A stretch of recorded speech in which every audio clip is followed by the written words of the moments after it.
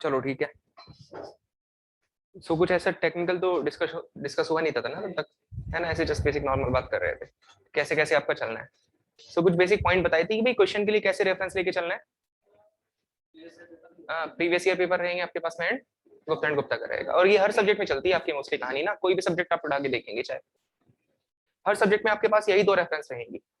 दूसरा पॉइंट आपके पास में क्या आया था कि भाई कैसे लेके चलना है, रिवीजन एक बहुत इंपॉर्टेंट रोल प्ले करेगा किसी भी एग्जाम को निकालने के लिए। सो जो सब्जेक्ट हो चुका है उसको प्रॉपर्ली रिवाइज करते रहना है, उसके क्वेश्चन प्रैक्टिस करते रहने हैं, एंड जो ऑलरेडी हो रखे हैं सब्जेक्ट कंप्लीट उनको भी साथ साथ लेके चलना है आपको। एंड रिवीजन करने का सबसे इफेक्टिव तरीका क्या होता है? नहीं, जस्ट उसके क्वेश्चन प्रैक्टिस करो ना, सिंपल। रिवीजन करने का ऐसा नहीं कि यहाँ पे अगर 3 घंटे थ्योरी पढ़ी बैठकर तो उसको 3 घंटे पे घर पे जाके लिख लिख के देख रहे हैं, याद कर रहे हैं, उसको ऐसे नहीं करना होता। क्या करना होता है? सिंपल घर पे जाओ, जो पढ़ा क्लास में उसको जस्ट 10-15 मिनट में ऊपर ऊपर से देख लो कि क्या क्या चीजें बताई हैं। भाई मोस्टली तो कोशिश करनी है जो भी चीज पढ़ाई गई है वो कहाँ पर समझना है, सिर्फ क्लास के अंदर ही उसको कवर कर लेना है। जितना याद करना है, जितना सीखना है, वो सब कहाँ पे कर लेना है? क्लास में ही कर लेना है, जिससे घर पे जाके आपके पास बस एक काम बचे, क्या? सिर्फ क्वेश्चन प्रैक्टिस का। घर पे जाके बस 10-15 minute book open notebook open करनी है, उसमें से देखना है कि क्या क्या बताया है, ऊपर ऊपर से देख लो उसको, और सिंपल क्या उठाकर बैठ जाओ, क्वेश्चन उठाकर बैठ जाओ। क्योंकि वो तरीका ठीक नहीं रहता आपके पास में कि आप घर पे जा रहे हैं 3 घंटे तो पहले यहाँ पे थ्योरी में लगाए और फिर 3 घंटे घर पे थ्योरी में लगाओगे, उसको लिख लिख के देख रहे हो। ऐसा नहीं करना होता है। सिंपल क्वेश्चन करोगे, 2-4 क्वेश्चन अपने आप सॉल्व करोगे, अपने आप सारी चीजें याद हो जाएंगी। हमें लगता है कि याद करने से याद होंगी, बट ऐसा नहीं होता। आप क्वेश्चन उठाओ, क्वेश्चन दिखेगा, 10 जगह दिमाग चलाओगे ना हम खुद का, तो ऑटोमेटिकली सारी वैल्यूज आपको याद हो जाएंगी खुद से खुद। आया पॉइंट समझ में? सो क्वेश्चन का कैसे करना है, क्वेश्चन के बारे में बता दिया है, साथ साथ रिवीजन बहुत इंपॉर्टेंट रोल प्ले करेगा आपका। एक आता है कि जैसे डाउट्स वगैरह होते हैं बहुत सारे, उसके लिए क्या करना है हमें। इसके लिए देखो बहुत सारे ऑप्शन तुम्हारे पास में पॉसिबल हैं, जैसा भी तुम्हें ठीक लगी, जैसा भी तुम्हारे लिए कन्वीनियंट हो वैसे कर सकते हो। जैसे क्लास में कोई प्रॉब्लम आ रही है, टॉपिक चल रहा है, उसके बीच में दिक्कत आ रही है, वहां पर पूछ लो, ठीक है। क्लास के बाद में लग रहा है कि भाई क्लास के बाद में पूछना है, रुक के क्लास के बाद में पूछ सकते हो, तुम्हारे पे डिपेंडेंट है, जैसे करना है वैसे कर लो। क्लास के बाद में पूछ लो, क्लास में जब टॉपिक चल रहा है उस समय पे पूछ सकते हो। कभी लग रहा है ऐसे कि मान लो कि आधा घंटा 1 घंटा कोई टॉपिक नहीं समझ में आया, दोबारा से समझना है, उसके लिए एक्स्ट्रा टाइम दे सकते हो, कोई दिक्कत नहीं है। आधा घंटा, 40 मिनट, 45 मिनट, जब भी तुम्हें ठीक लगे क्लास के बाद रुक जाओ। कभी एक्स्ट्रा अलग से टाइम चाहिए तो अलग से टाइम भी अवेलेबल हो जाएगा, उसमें कोई दिक्कत नहीं होगी आपके पास में। और क्या आता है कि जैसे ऐसा होता है कई बार कि आप जैसे घर पे पढ़ाई कर रहे हैं, घर पे पढ़ाई करते करते कोई क्वेश्चन आ जाते हैं जिसमें डाउट्स आ जाते हैं, बहुत सारे क्वेश्चन आपको कोई ऐसा दिखाई देगा जिससे नहीं हो पा रहा होगा जो कि सॉल्व। उसके लिए तुम्हारे पास बहुत ऑप्शन पॉसिबल हैं कि लाइक तुम्हें नंबर दे दिया जाता है, फैकल्टी का जो नंबर होता है, उनको तुम डायरेक्टली व्हाट्सएप कर सकते हो, टेलीग्राम पे मैसेज कर दो कि सर ये प्रॉब्लम है, इसको कैसे करना है, कुछ थोड़ा सा हेल्प कर दो, तो उसमें भी हो जाता है हेल्प। ये सारे के सारे ऑप्शन पॉसिबल हैं तुम्हारे पास। सो क्लास में पूछ लो, क्लास के बाद पूछ लो, टाइम चाहिए थोड़ा सा आधे घंटे का, 1 घंटे का, वहां पर वो टाइम भी अवेलेबल हो जाएगा। घर पे पढ़ाई करते करते डाउट आ रहा है सो मैसेज कर सकते हो, व्हाट्सएप कर दो, टेलीग्राम कर दो, टेलीग्राम पे मैसेज कर दो, जैसे ठीक लगे वैसे कर सकते हो। तो नंबर ऑफ ऑप्शन आपके पास में पॉसिबल है। दूसरा पॉइंट आता है कि नोट्स कैसे लेके चलने हैं। नोट्स पूरे प्रॉपर्ली तुम्हें क्लास में बनवाए जाएंगे, ठीक है। बहुत सारी चीजें होंगी। देखो ऐसा होता है कि जो जो इंपॉर्टेंट चीज है, जो आपके एग्जाम पर्पस से इंपॉर्टेंट है, वो हम सारी लिखवा दूंगा तुम्हें क्लास में। सारी इंपॉर्टेंट वैल्यू जो भी होंगी, जो भी चीजें वो सब लिखेंगे हम क्लास में। लेकिन कई बार ऐसा होता है कि कुछ चीज ऐसी होती है कि जो हमें सपोज समझाने के लिए कोई एग्जाम्पल उठाया, अब ऐसा तो नहीं है कि पूरी जो कहानी बता रहे हैं क्लास में वो सारी की सारी लिखवाएंगे, ऐसा नहीं होता ना। कोई एग्जाम्पल उठा रहे हैं, कुछ भी कर रहे हैं, ऐसा नहीं होता कि सारा का सारा लिखवाएंगे क्लास में। इन दैट केस क्या करना होता है आपको कि कोई भी ऐसा एग्जाम्पल, कोई भी ऐसा पॉइंट अगर जो तुम्हें लग रहा है कि हाँ ये सही था, उसको खुद से खुद अपनी लैंग्वेज में लिख लो। अपनी लैंग्वेज में लिखने का मतलब क्या होता है, साइड में उससे रिलेटेड कुछ हिंट लिख लो आप बस, जिससे कि आप जब घर पे जाके नोट्स ओपन करो या अब से महीने भर बाद नोट्स ओपन करोगे तो आपको वो हिंट पढ़ के चीज याद आ जाएगी दोबारा से कि हाँ ऐसा कुछ पॉइंट समझाया था। बाकी जो एग्जाम के हिसाब से इंपॉर्टेंट चीजें होती हैं, जो जो चीजें हैं वो सारी की सारी मैं लिखाऊंगा ही तुम्हें यहाँ पे क्लास में, ठीक है। तो एग्जाम के हिसाब से नोट्स बनाने की रिक्वायरमेंट नहीं है, बट जस्ट सेइंग कि कल की डेट में देखो क्लास के बाद में हमारे माइंड में ऐसा तो नहीं होता कि पूरी की पूरी 100% चीजें रिटेन हो जाती हैं, ऐसा नहीं होता। 60-70% चीजें रिटेन रह पाती हैं आपके दिमाग में जस्ट। सो वो 30-40% जो चीजें होती हैं आप उनके लिए क्या करो, जो एग्जाम्पल बताए जा रहे हैं क्लास में समझाने के लिए, चीजें जो बताई जा रही है उनको हिंट की तरह से अपने साइड में लिख लो नोट्स में।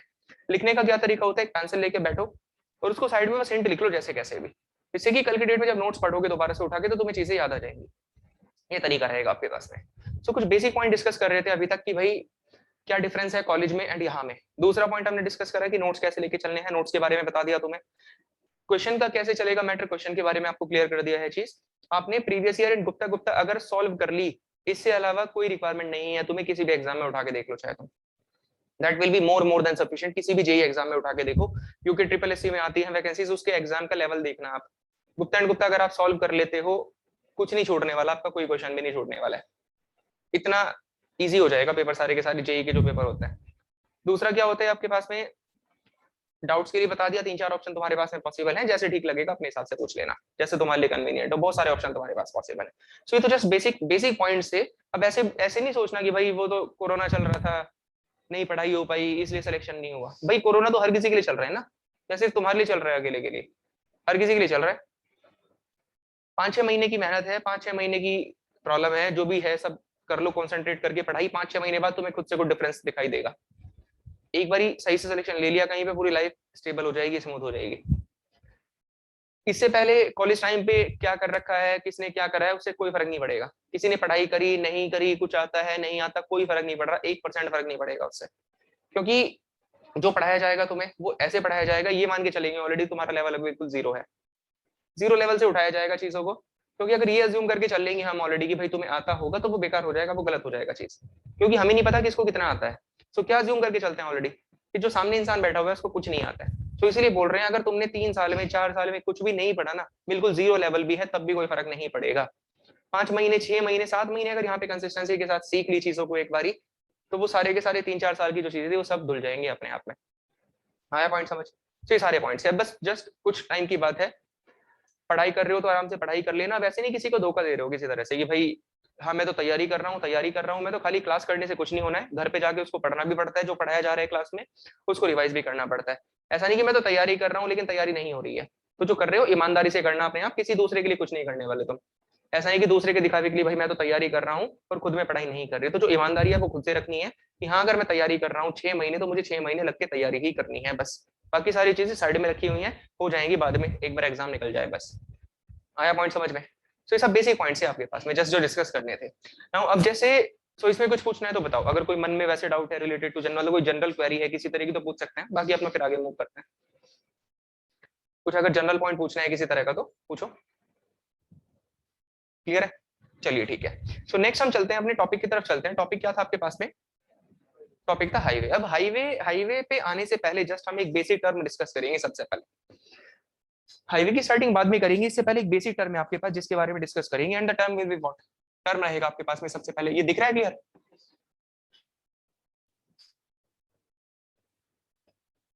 टर्म रहेगा आपके पास में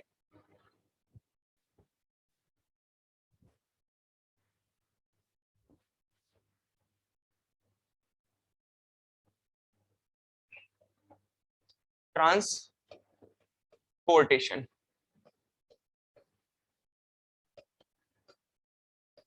ये टर्म होगा आपके पास में सबसे पहले, ट्रांसपोर्टेशन। सो ट्रांसपोर्टेशन के बारे में डिस्कस करना है। The first point will be what related to the, मतलब फर्स्ट पॉइंट होगा आपके पास में ट्रांसपोर्टेशन। अब क्या मतलब होता है जनरली ट्रांसपोर्टेशन का?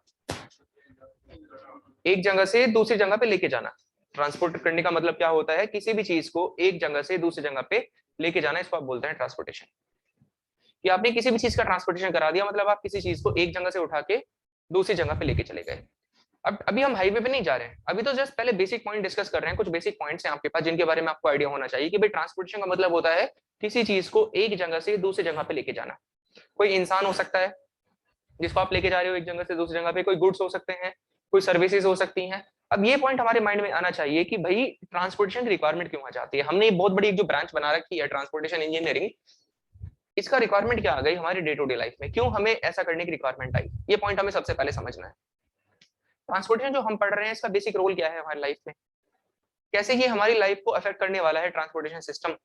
ये सारे के सारे क्वेश्चन के आंसर पहले जानने जरूरी हैं, उसके बाद चलेंगे अपने टेक्निकल चीजों के ऊपर। क्योंकि जब तक किसी सब्जेक्ट का ये नहीं पता होगा कि भाई प्रैक्टिकली उस सब्जेक्ट की इंपॉर्टेंस कहाँ पे निकल कर आती है आपके पास में, तब तक सब्जेक्ट को पढ़ने का कोई ऐसा बेनिफिट नहीं है। तो सबसे पहले तो पॉइंट आपके पास यही आता है, आपको ये पता होना चाहिए कि सब्जेक्ट को पढ़ने की रिक्वायरमेंट क्या है, प्रैक्टिकली वो सब्जेक्ट आपके लिए क्या रोल प्ले करने वाला है। देखो सब्जेक्ट की इंपॉर्टेंस समझने के दो तरीके होते हैं। एक तो होता है आपकी उसको प्रैक्टिकली एनालाइज करो आप, दूसरा क्या तरीका होता है आपके पास में कि एग्जाम पर्पस से कैसे इंपॉर्टेंट है सब्जेक्ट। भाई अल्टीमेटली एग्जाम पे तो देना है ना, सो प्रैक्टिकली क्यों यूजफुल होने वाला है। एंड दूसरा पॉइंट क्या होता है आपके पास में from the exam purpose, exam purpose से कैसे रोल प्ले करेगा सब्जेक्ट आपके पास में। तो पहले हम डिस्कस कर रहे हैं कौन सी इंपॉर्टेंस के बारे में, प्रैक्टिकल इंपॉर्टेंस के बारे में डिस्कस कर रहे हैं कि भाई सब्जेक्ट की प्रैक्टिकल इंपॉर्टेंस क्या है आपकी लाइफ में। इस पॉइंट को डिस्कस करेंगे।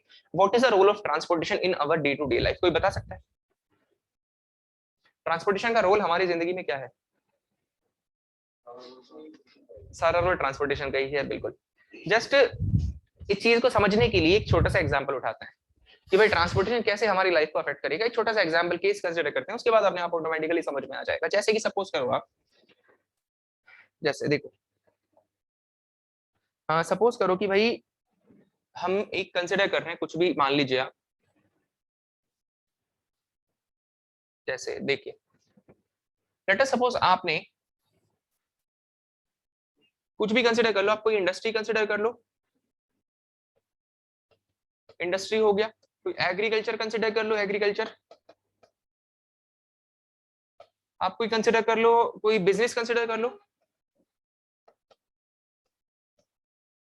बिजनेस कंसिडर कर लो, कोई कुछ भी ऑर्गेनाइजेशन कंसिडर कर सकते हैं, एग्रीकल्चर उठा लो, इंडस्ट्री उठा लो, कोई बिजनेस उठा लो, कोई भी कमर्शियल बिल्डिंग इंस्टीट्यूशन, कुछ भी देख सकते हैं उठा के ना। अब इन सभी जगह पे जितनी भी चीजें यहाँ पे मेंशन कर रखी है ना, इन सभी एरियाज में, इन सारे के सारे जगह पे कोई ना कोई लोग काम कर रहे होंगे, या कुछ ना कुछ आप ये कहो किसी ना किसी चीज की मैन्युफैक्चरिंग चल रही होगी, किसी ना किसी चीज की मैन्युफैक्चरिंग चल रही है इन सभी एरियाज में। आप एग्रीकल्चर में जाओगे, क्रॉप्स की मैन्युफैक्चरिंग चल रही है, इंडस्ट्री में कोई भी चीज की इंडस्ट्री हो सकती है, बिजनेस है, किसी भी चीज का बिजनेस हो सकता है। आया समझ में पॉइंट? इन सारी चीजों में किसी ना किसी चीज की मैन्युफैक्चरिंग चल रही है। अब किसी ना किसी चीज की मैन्युफैक्चरिंग चल रही है इन सारी चीजों में, इसकी मैन्युफैक्चरिंग के लिए, कुछ भी मैन्युफैक्चर करने के लिए हमें दो मेन चीजों की रिक्वायरमेंट है। पहली रिक्वायरमेंट किसकी है? ह्यूमन बींग्स, आपको कुछ इंसान चाहिए वहां पे काम करने के लिए। दूसरा, कुछ ना कुछ अलग एक्स्ट्रा सर्विसेज भी तो चाहिए भाई। हर किसी ऑर्गेनाइजेशन के बिजनेस के टूल्स होते हैं ना अपने अपने कुछ, सो उन टूल्स की रिक्वायरमेंट है आपको। जैसे यहाँ पे कोचिंग है, कोचिंग के अपने अलग टूल्स हैं, बोर्ड चाहिए, चेयर चाहिए, टेबल चाहिए, टूल्स की रिक्वायरमेंट होती है। एंड किसकी रिक्वायरमेंट होती है? कुछ लोगों की रिक्वायरमेंट होती है। आया समझ में पॉइंट?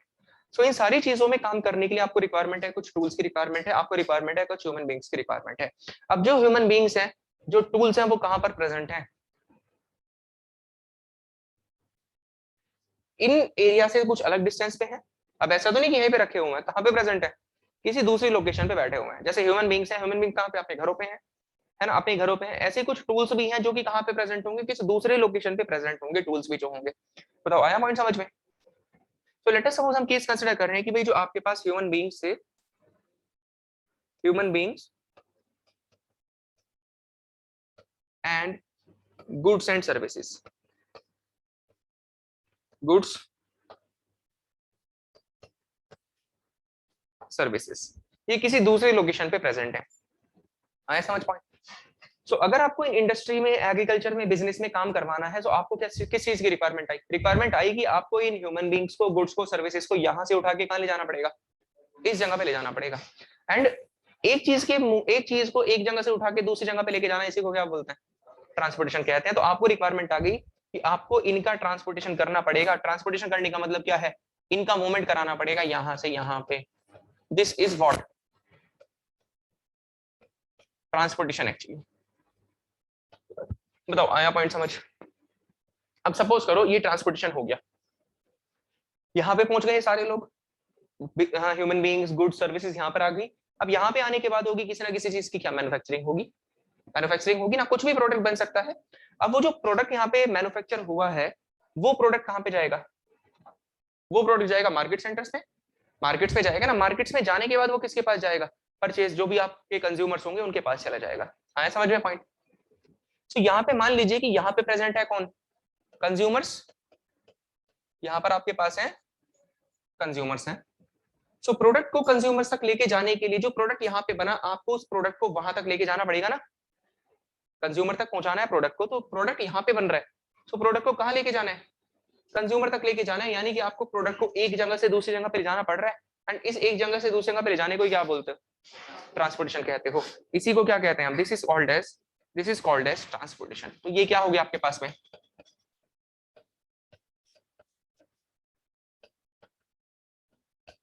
यही तो है ट्रांसपोर्टेशन। बताओ आया पॉइंट समझ? अभी एक साइकिल थी सिंपल कि भाई गुड्स, ह्यूमन बीइंग, सर्विसेज दूसरी जगह पे प्रेजेंट थे, आपको उनको उठा के लेके जाना है यहाँ पे। यहाँ पे जो प्रोडक्ट बना, उस प्रोडक्ट को कहाँ पे लेके जाना है?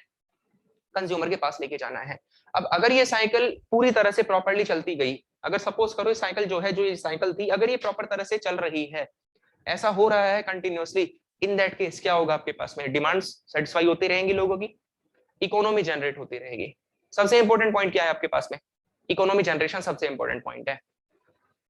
अगर इकोनॉमी प्रॉपर तरह से जनरेट होती गई, लोगों के पास पैसे आते रहेंगे, एम्प्लॉयमेंट मिलते रहेंगे, लोगों को फूड मिलता रहेगा, घर मिलते रहेंगे, बेसिक नीड्स जो भी होती हैं, education, employment, health, food, shelter, वो सारी की सारी सेटिस्फाई होती रहेंगी क्या?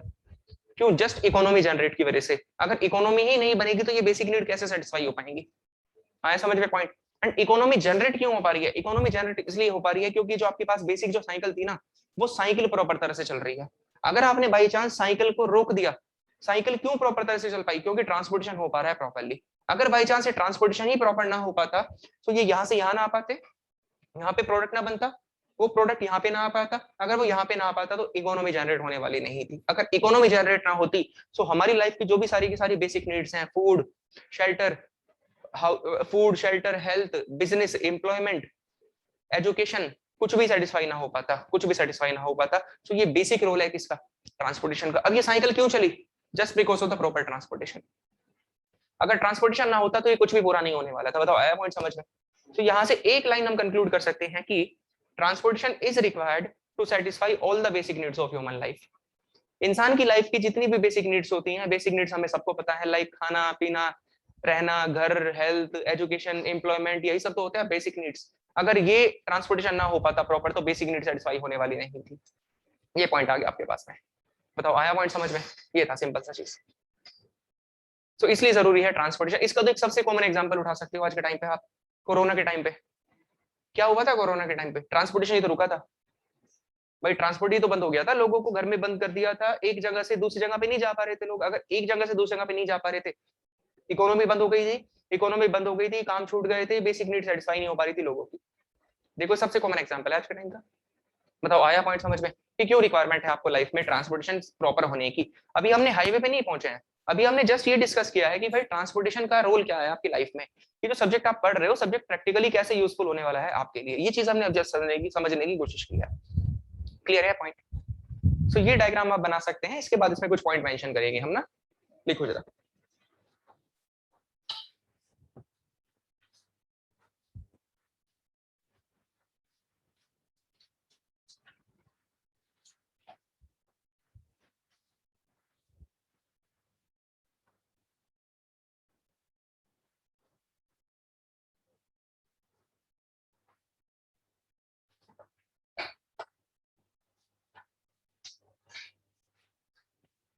बनाओ।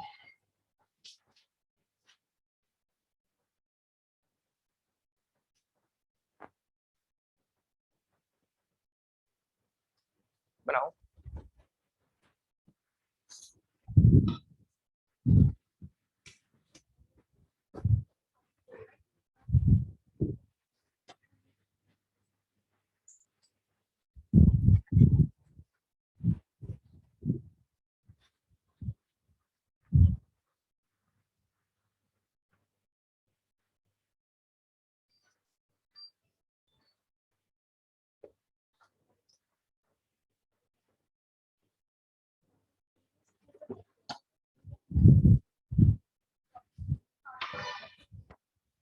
ये बना लिया?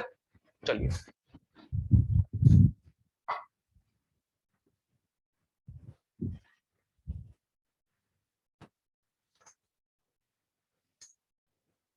हो गया? लिखो, एक पॉइंट लिखो इसमें ना। Transportation is the moment of, transportation is the, so transportation किसको बोलते हैं? किसी चीज को एक जगह से दूसरे जगह पे लेके जाने को, इसको ट्रांसपोर्टेशन कहते हैं ना। ट्रांसपोर्टेशन किसी भी चीज का हो सकता है, आप किसी भी चीज को एक जगह से उठा के दूसरी जगह पे लेके जा सकते हैं। लिखो जरा। Transportation is the moment of, transportation is the moment of goods and human beings, transportation is a movement of goods and human beings and services from one place to another place, from one place to another place, from one place to another place, so that all the basic needs of human life, so that all the basic needs of human life so that all the basic needs of human life like food, economy, education, like food, economy, education, employment, houses, etc can be satisfied. Houses, etc can be satisfied. etc can be satisfied. Can be satisfied. आया समझ में point? ये सारे points आ गए आपके पास ना? बोलो, clear है चीज? सो आपके पास एक बेसिक पॉइंट समझ में आया कि मैं ट्रांसपोर्टेशन रिक्वायरमेंट क्यों निकल कर आई आपके पास ना? पहली बात तो होता क्या है कि मूवमेंट होता है ह्यूमन बींग्स का, गुड्स का, सर्विसेज का, एक जगह से दूसरी जगह पे, इसको बोलते हैं। दूसरा पॉइंट क्या होता है आपके पास में? रिक्वायरमेंट क्यों है? To satisfy all the basic needs of human life. हमारी लाइफ की सारी बेसिक नीड्स को सेटिस्फाई करने की हमें रिक्वायरमेंट है किस चीज की? ट्रांसपोर्टेशन रिक्वायरमेंट होती है। ये दो पॉइंट आ गए आपके पास में निकल के यहाँ से। चलिए ठीक है, अब देखो इसमें जस्ट बेसिक जनरल डिस्कशन हुआ है, कोई ऐसा टेक्निकल नहीं हुआ है अभी तक आपके पास ना कुछ भी। आई थिंक ये मतलब ये तो जस्ट बेसिक पॉइंट्स है आपकी लाइफ के जो हमें पता होने चाहिए थे कि भाई रिक्वायरमेंट क्यों है। सो एट सच टेक्निकल कॉन्सेप्ट तो अभी तक आपने कोई नहीं पढ़ा है, ठीक। सो अगर इसमें कोई आपको जो भी होगा इस वाले पॉइंट में जो छूटा है 10-15 मिनट का डिस्कशन, तो इसको आप बाद में भी पूछ सकते हैं, ठीक है। जस्ट ऐसा कुछ ज्यादा मिस नहीं हुआ है। चलो आया समझ में पॉइंट? ठीक है, आगे डिस्कस करते हैं अपना नेक्स्ट। नाउ नेक्स्ट क्या है आपके पास? अच्छा, जैसे हमें तो समझ में आया कि भाई ट्रांसपोर्टेशन का रिक्वायरमेंट क्या है। एक जगह से दूसरी जगह पे लेके जाने के लिए आपको इसी को ट्रांसपोर्टेशन कहते हैं। एक जगह से दूसरी जगह पे लेके जाना चीजों को, इसको ट्रांसपोर्टेशन कहते हैं। इसकी रिक्वायरमेंट क्या है वो रिक्वायरमेंट हमने डिस्कस कर ली है। नाउ नेक्स्ट पॉइंट आपके पास में क्या आता है कि अब ट्रांसपोर्टेशन करवाएंगे कैसे? ट्रांसपोर्टेशन कैसे करवाएंगे ये पॉइंट देखना है। मतलब कैसे हम एक जगह से किसी भी चीज को दूसरी जगह पे लेके जा सकते हैं, ये पॉइंट देखना है। आया समझ में पॉइंट? तो अब तरीके देखने हैं कि कौन कौन से तरीके हैं आपके पास में चीजों को एक जगह से दूसरी जगह पे लेके जाने के।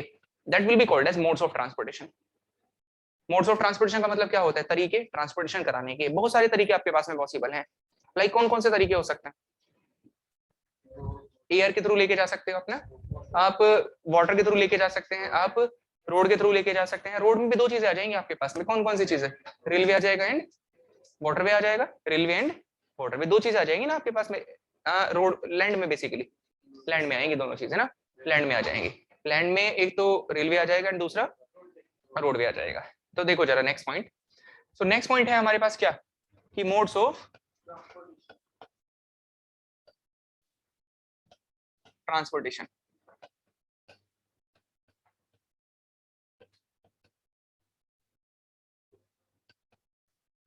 मोड्स ऑफ ट्रांसपोर्टेशन मतलब कैसे ट्रांसपोर्टेशन करवाएंगे। इसके कई सारे तरीके हैं आपके पास में। कौन कौन से तरीके हो सकते हैं? लैंड के थ्रू, एयर के थ्रू, वाटर के थ्रू। अब लैंड में भी दो चीजें आ जाएंगी, एयरवे आ जाएगा या फिर रोडवे आ जाएगा, सॉरी रेलवे आ जाएगा एंड रोडवे आ जाएगा। अब बाकी और भी बहुत सारे तरीके होते हैं। ऐसा नहीं कि यही सिर्फ 3-4 तरीके आपके पास में अवेलेबल है, और मेजर जो कॉमन होते हैं वो तो यही सब अवेलेबल होते हैं ना। बाकी पाइप्स के थ्रू भी लेके जाई जाती है चीजों को। एक वो रोप्स होती हैं आपके पास, रोप्स के थ्रू भी लेके जाते हैं। जैसे आपने देखा होगा ना हरिद्वार में हिल है, हिल पे आप नहीं मूव कर पा रहे तो क्या करते हैं बड़े लोगों के लिए? वो रोप के थ्रू उनको बिठा के इधर से बिठाते हैं उधर पहुंचा देते हैं, ये ट्रॉली के थ्रू। ये भी बहुत सारे तरीके होते हैं, बट जो मोस्ट कॉमन तरीके होते हैं कौन से होते हैं? ये सब मोस्ट कॉमन तरीके होते हैं आपके पास में ना। सो इनके बारे में देखना है ना, देखिए जरा। तो कैसे रहेगी आपके पास कंडीशन? जैसे आपके पास क्या हो सकता है? थ्रू एयर, एयर के थ्रू हो सकता है, वाटर के थ्रू हो सकता है, और किसके थ्रू हो सकता है? लैंड के थ्रू हो सकता है ना, लैंड के थ्रू हो सकता है। अब लैंड वाले को हम दो पार्ट में क्लासिफाई कर सकते हैं।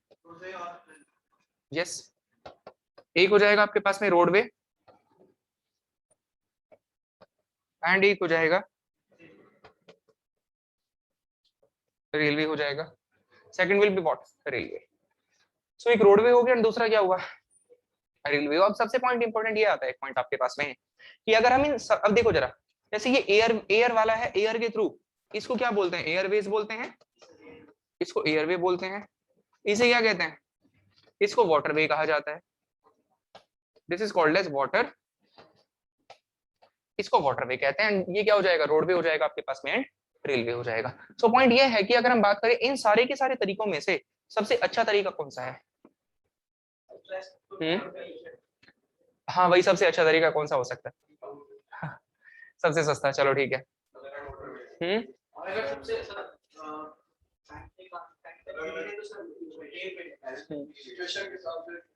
ये है ना सही पॉइंट आपके पास में, ये सही पॉइंट है आपके पास कि भाई देखो सिंपल सा क्वेश्चन है आपके पास में, और ये खाली यहीं पर वैलिड नहीं होगा। अगर कहीं पर भी क्वेश्चन आएगा आपके पास में सबसे अच्छा तरीका कौन सा है, तो कोई अच्छा बुरा नहीं है, वो डिपेंड करेगा सब किस पे, आपकी कंडीशन कैसी है, कंडीशन के हिसाब से आप बताओगे कि हाँ ये सबसे अच्छा है या फिर ये सबसे खराब है। आया पॉइंट समझ में? तो अच्छा बुरा कोई नहीं है, सब किस पे डिपेंड कर रहा है, आपकी कंडीशन पे डिपेंड कर रहा है। जो आपका काम पूरा करके देगा वही क्या है, सबसे अच्छा तरीका है।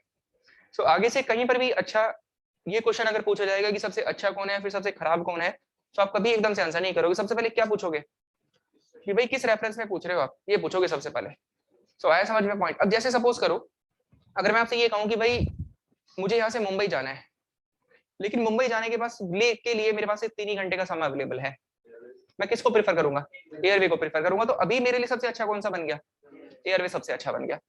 लेकिन अगर सपोज ये कहा कि जेब में सिर्फ 500 रुपए अवेलेबल है, तो कौन सा तरीका हो जाएगा, ट्रेन हो जाएगा। बस से कहाँ पहुंच जाएंगे 500 रुपए में? ठीक है। सो मतलब अगर टाइम की दिक्कत थी, टाइम कम था, तो कौन सा सबसे अच्छा हो गया आपके लिए, एयरवे सबसे अच्छा हो गया। लेकिन अगर वहीं पे ये डाल दिया पॉइंट कि भाई 500 रुपए अवेलेबल जेब में सिर्फ, तो वही सबसे खराब हो जाएगा। इन दैट केस एयरवे सबसे खराब हो जाएगा ना, फिर कौन सा सबसे ठीक हो गया, फिर रेलवे सबसे ठीक हो जाएगा। तो देखो अच्छा बुरा है नहीं कुछ भी, आया समझ पॉइंट? अगर ये बोल दें कि भाई कोस्ट की बहुत ही ज्यादा दिक्कत है, तो वाटरवे पे चल जाओगे आप, लेकिन टाइम क्या लगेगा, बहुत ज्यादा लग जाएगा, टाइम बहुत ज्यादा लग जाएगा। तो वाटरवे भी कोई बुरा थोड़ी है, अपनी जगह पर वो भी तो ठीक है। अगर आपको कोस्ट की बहुत ही ज्यादा दिक्कत है तो आप किसके पास जा सकते हैं, वाटरवे के पास जा सकते हैं। लेकिन दिक्कत किस में आएगी, टाइम बहुत ज्यादा लग जाएगा।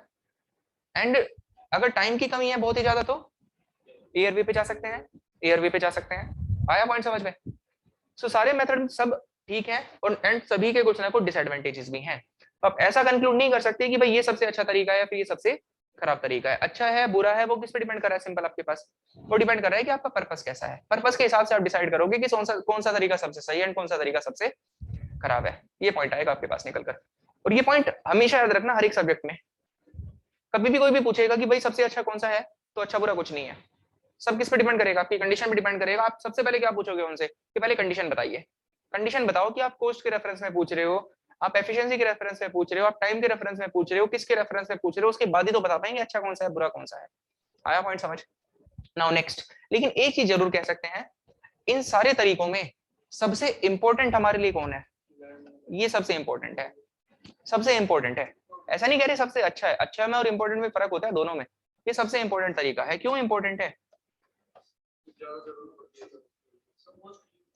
देखो क्यों सबसे इंपॉर्टेंट हो जाता है, वो भी है पॉइंट। देखो सबसे इंपॉर्टेंट क्यों हो जाता है, आपको ये सारे के सारे सपोज तरीके यूज करने हैं। आपको यूज करना है एयरवे यूज करना है, आपको यूज करना है वाटरवे यूज करना है, आपको रेलवे यूज करना है। इन सबको यूज करने के लिए आपको रोडवे को यूज करना ही पड़ेगा, है ना, यूज करना ही पड़ेगा रोडवे को। भाई एयरवे को यूज करना है, कहाँ जाएंगे, एयरपोर्ट पे जाएंगे ना, एयरपोर्ट पे जाएंगे तो किसके थ्रू जाएंगे, रोडवे के थ्रू जाएंगे।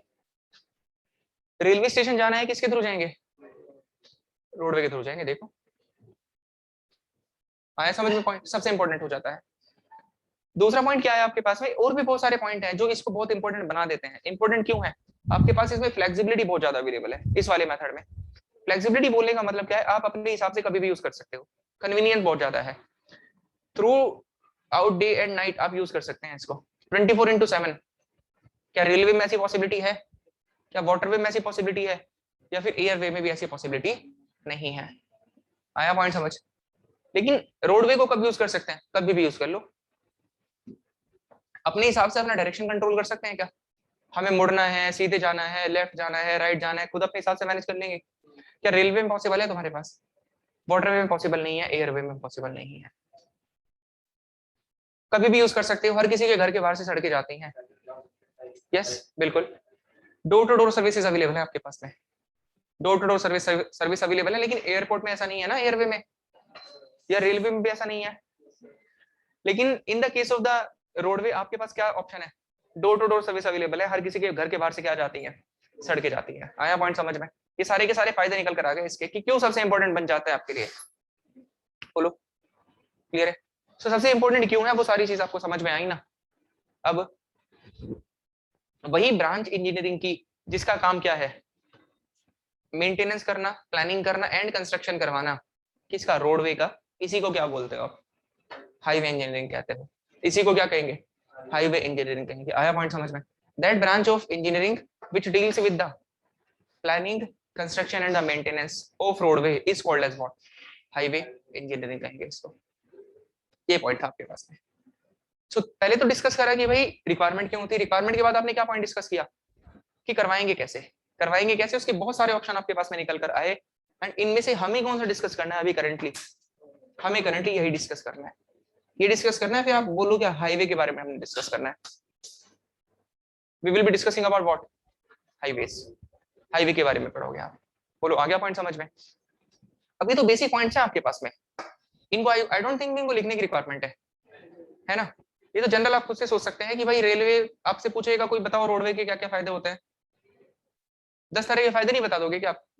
घर के बाहर से जाती हैं सड़कें, अपने हिसाब से स्पीड कंट्रोल कर लेंगे, डायरेक्शन कंट्रोल कर सकते हो, 24/7 सर्विसेज अवेलेबल हैं, कैसे भी यूज कर लो, पैदल यूज कर लो, व्हीकल के लिए यूज कर लो। ये सब फायदे निकल कर आ गए, है ना। एफिशिएंट बहुत ज्यादा होता है। सबसे ज्यादा फास्ट मोड ऑफ ट्रांसपोर्टेशन कौन सा है? एयरवे है। उसके लिए एक आपके पास एक अलग सब्जेक्ट होता है, एयरपोर्ट इंजीनियरिंग ना, एक अलग होता है वो एयरपोर्ट। रेलवे के लिए कौन सा होता है? एक अलग से होता है, रेलवे इंजीनियरिंग होता है। एक और होता है आपके पास में वाटर के लिए, यस, वाटरवे, वाटर इंजीनियरिंग। ये अलग से होता है। पोर्ट्स एंड हार्बर्स के बारे में जिसमें आप पढ़ते हो, ये अलग से सब्जेक्ट होता है। हाईवे के लिए एक अलग से सब्जेक्ट है आपके पास में, कौन सा? हाईवे इंजीनियरिंग, जो आपको पढ़ना है करंटली। तो हमारा भी पॉइंट ऑफ रेफरेंस क्या है? मेनली हाईवे हमारा मेन पॉइंट ऑफ रेफरेंस है। नहीं, एयरवे तो आपका है सिलेबस में। हाँ, एयरवे सिलेबस में होता है, रेलवे भी सिलेबस में होता है। पोर्शन कम होता है लेकिन है, डेप्थ में ज्यादा ये मिलेगा आपको, ज्यादा डेप्थ में ये रहेगा, लेकिन वो भी होते हैं चीजें। तो उनसे भी क्वेश्चन आते हैं आपके पास में। आप उठा के देखो एसएससी जेईई के प्रीवियस ईयर पेपर्स ना, आपको खूब क्वेश्चन दिख जाएंगे रेलवे से। तो है वो भी मतलब ना, आए समझ में? हाँ, वो पार्ट है ट्रांसपोर्टेशन का, वो ट्रांसपोर्टेशन का पार्ट है। ट्रांसपोर्टेशन में सारी चीजें आ गई है ना, ट्रांसपोर्टेशन इंजीनियरिंग के पार्ट है वो, उसके अंदर ये सारी चीजें आ जाएगी ना आपके पास में। वाटर भी आ जाएगा, लैंड भी आ जाएंगी, रोडवे भी आ गया, रेलवे भी आ गया, एयरवे भी आ गया। अभी हम कौन सा पार्ट डिस्कस करेंगे? अभी चलेगा आपके पास में कौन सा पार्ट? रोडवे चलेगा आपके पास ना।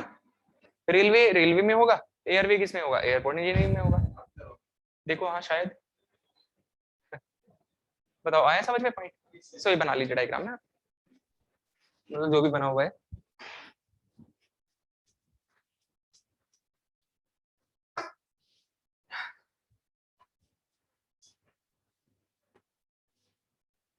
बनाना है कुछ? बना लिया, चलो लिखो, एक लाइन लिखो ना इसमें। That branch of engineering, that branch of engineering, that branch of engineering which deals with the planning, that branch of engineering which deals with the planning comma construction, which deals with the planning comma construction and maintenance of roadways, and maintenance of roadways is called highway engineering, and maintenance of roadways is called highway engineering, is called highway engineering। बताओ आया point समझ में? चलिए ठीक है,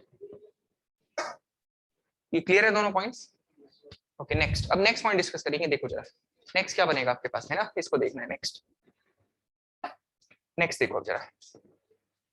तो suppose करो हमें डिस्कस किसके बारे में करना है? हाईवे के बारे में डिस्कस करना है ना, हाईवे का।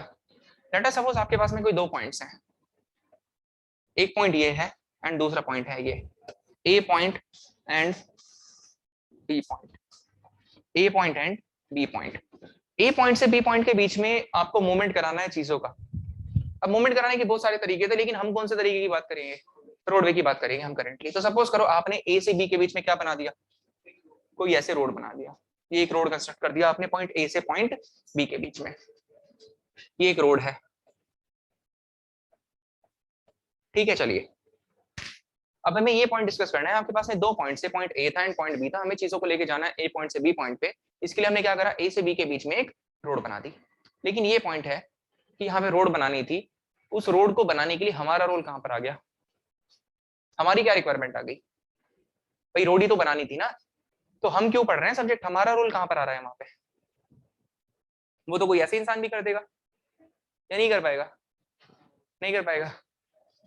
अभी गांव में देखे होंगे तुमने बहुत सारी सड़कें बनती हुई, क्या वहां पर कोई इंजीनियर बुलाते हो तुम, नहीं बुलाते ना। सिंपल क्या करते हैं लोग, अपने आप ईंट बिछा देते हैं एंड ईंट बिछा के उसके ऊपर क्या डाल देते हैं, मड वगैरह कुछ भी डाल देते हैं, कंक्रीट डाल देते हैं, वो क्या बन जाती है आपके पास, सड़क बन जाती है। बताओ तो वहां पे कौन सा इंजीनियर लगा आपके पास। हाँ अनस्किल्ड। हाँ हाँ मैं ये कह रहा हूँ कि रोड ही तो बनानी थी ना, तो रोड तो एक नॉर्मल पर्सन भी बना सकता था या नहीं बना पाएगा। हाँ तो यही तो पॉइंट है ना आपके पास में, कि बना तो नॉर्मल पर्सन भी सकता है आपके पास में, लेकिन दिक्कत किस बात की आ रही है, वो टिके की नहीं। आया पॉइंट समझ में। अब जैसे जैसे समझो आप, सिंपल सा इस चीज को समझने के लिए दूसरा एग्जांपल उठाओ। हम ये समझना चाहते हैं कि भाई हमारा रोल क्यों आ रहा है, हम यहाँ पे बैठ के टेक्निकली आपने देखा कि इस रोड को, अगर रोड की बात थी तो उस रोड को तो कोई ऐसा पर्सन भी बना रहा है, बना सकता है जिसको हाईवे नहीं पड़ी इसकी जिंदगी में आज तक कभी, यानी कि कोई अनस्किल्ड पर्सन, अनएजुकेटेड पर्सन बना सकता है। तो हम क्यों पढ़ रहे हैं फिर बैठकर। हाँ देखो बहुत सारे फैक्टर हैं आपके पास, यही तो वर्ड्स चाह रहे हैं निकलना, जो निकलने चाहिए अंदर से कि क्या क्या सारी दिक्कतें आएंगी। इस चीज को समझने के लिए आप एक दूसरा एग्जांपल उठाओ। जैसे सपोज करो आपके पास में हम कोई घर बनाना चाहते हैं, सपोज गांव वगैरह में घर बनते हैं नॉर्मली, नॉर्मल छोटे मोटे घर अब भी बनते हैं शहरों में भी। तो लेटर सपोज आपने कोई घर बनाना है, कितने फ्लोर का, लेटर सपोज मान लीजिए आप 10 फ्लोर हैं आपके पास में, 10 फ्लोर हैं, आपको एक घर बनाना है 10 फ्लोर का। अब इसके पास आपके पास दो ऑप्शन है घर बनाने के लिए। एक ऑप्शन तो क्या है आपके पास, आपको एक नॉर्मल सा कॉन्ट्रैक्टर की टीम को हायर कर लो। आपने किसी कॉन्ट्रैक्टर को कॉन्ट्रैक्ट दे दिया कि भाई ऐसे ऐसे मैं ये घर बनाना चाहता हूँ 10 मंजिल का, आप मेरा घर बनवा दो। कॉन्ट्रैक्टर ने अपना एक्सपीरियंस था उसके पास में, मिस्त्री लगाया, मजदूर लगाए, एक्सपीरियंस से मिस्त्री मजदूर ने घर बना दिया अपने एक्सपीरियंस के बेस पे, 10 मंजिल का घर बना दिया। लेकिन अगर सपोज करो कंडीशन कैसी आ गई, कंडीशन आई वहां पर आया कोई एक बहुत हैवी मैग्नीट्यूड का लोड, एक बहुत हैवी मैग्नीट्यूड का अर्थक्वेक आ गया, एक बहुत हैवी मैग्नीट्यूड का अर्थक्वेक आया सपोज। अगर एक बहुत हैवी मैग्नीट्यूड का अर्थक्वेक आया, इन दैट केस क्या पॉसिबिलिटी है आपके पास में, ये जो घर बना था ये क्या हो जाएगा, फॉल कर जाएगा। आया पॉइंट समझ, ये कंडीशन आ जाएगी।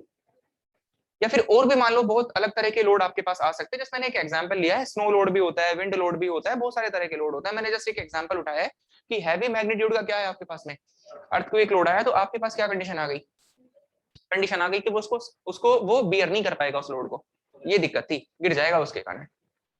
आया समझ, तो ये प्रॉब्लम थी।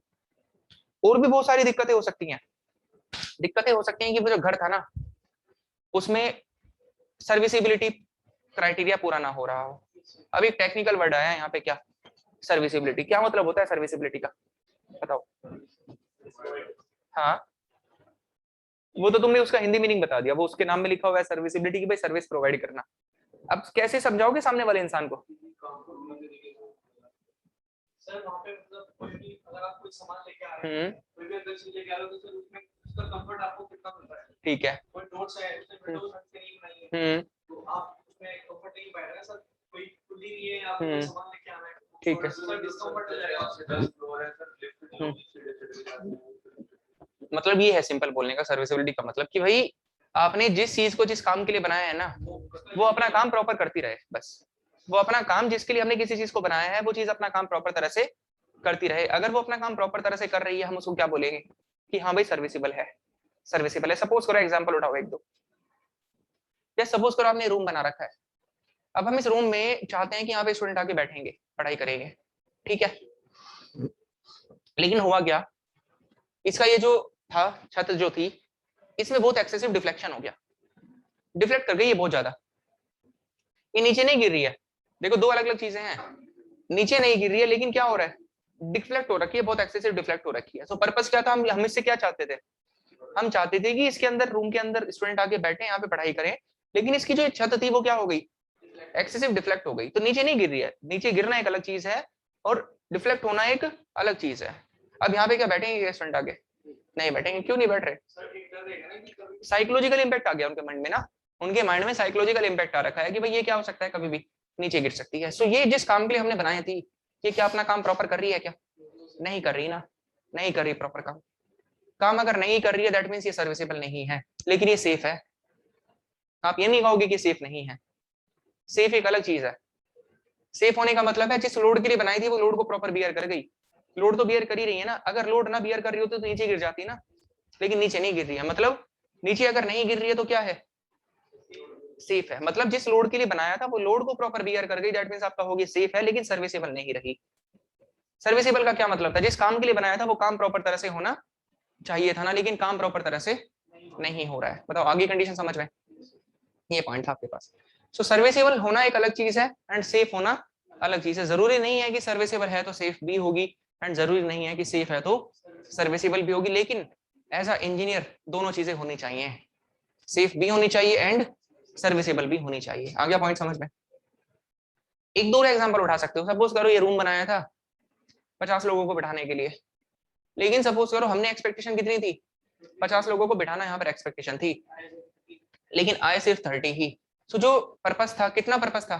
50 को बिठाना पर्पस था, बनाया था 50 के लिए, लेकिन कितने बैठ पा रहे हैं? सिर्फ 30 ही बैठ पा रहे हैं। तो जो काम के लिए बनाया था वो क्या काम पूरा हो रहा है क्या? नहीं हो रहा ना काम पूरा। अगर काम पूरा नहीं हो रहा है दैट मींस क्या सर्विसेबल है क्या? नहीं सर्विसेबल है, लेकिन सेफ जरूर है, नीचे नहीं गिर रही है। आ गया पॉइंट समझ में? कंडीशन बताओ। सो इस वाले घर में क्या दिक्कत आ जाएगी अगर कोई मजदूर नॉर्मल मिस्त्री बनाएंगे तो? सेफ्टी हो सकता है सेफ ना रहे। सेफ ना रहने का मतलब क्या है? लोड बियर ना कर पाए, है ना, सर्विसेबल ना रहे, एक्सेसिव डिफ्लेक्ट हो जाएगी। आया समझ में पॉइंट? ड्यूरेबिलिटी की भी तो दिक्कत आ सकती है। क्या मतलब है ड्यूरेबल का? मतलब टिकाऊ। अभी तुमने बोला ना टिकाऊ नहीं रहेगी, उसी को क्या बोलते हो? ड्यूरेबल बोलते हो। कितनी लॉन्ग लास्टिंग है? लॉन्ग लास्टिंग कितना समय चल रही है, इसी को क्या बोलेंगे? ड्यूरेबल। हाईली ड्यूरेबल है। हाईली ड्यूरेबल ना रहे। ड्यूरेबिलिटी को ही फुलफिल करने के लिए हम रेनफोर्समेंट को कवर देते हैं। यस, रेनफोर्समेंट को क्या देते हैं हम? कवर देते हैं ना। रेनफोर्समेंट को बिल्कुल कंक्रीट के बराबर में नहीं रखते हो आप, कुछ अंदर रखते हो। अंदर क्यों रखते हैं? जिससे कि वो मॉइस्चर के कांटेक्ट में आके खराब ना हो। आ गया पॉइंट समझ में? तो ये पॉइंट है आपके पास में। सो ड्यूरेबिलिटी, सर्विसिबिलिटी एंड सेफ्टी, तीन अलग अलग वर्ड आए समझ में? सर्विसिबिलिटी का मतलब जिस काम के लिए बनाया वो काम पूरा प्रॉपर होना चाहिए, सर्विसेबल है। ड्यूरेबल मतलब लॉन्ग लास्टिंग होनी चाहिए, कितनी ड्यूरेबल है, कितनी लॉन्ग लास्टिंग है। सेफ मतलब जिस लोड के लिए बना रखा है वो लोड प्रॉपर तरह से बियर कर रही है, दैट मीन सेफ है। तीनों वर्ड आ गए समझ में? तो इसमें क्या दिक्कत आ गई थी? इसमें दिक्कत आई थी सेफ्टी की, इसमें दिक्कत आई सर्विसिबिलिटी की, इसमें ड्यूरेबिलिटी की दिक्कत आई। इकोनॉमिक रहेगा ऐसा भी नहीं है, श्योर वेस्ट ऑफ मटेरियल हो सकता है। बताओ आया पॉइंट समझ में? ये सारी की सारी दिक्कतें हैं। लेकिन अगर मैं यही बनवाता किससे? एक पूरी प्रॉपर सिविल इंजीनियर्स की टीम को हायर करके, इन दैट केस क्या होता आपके पास में?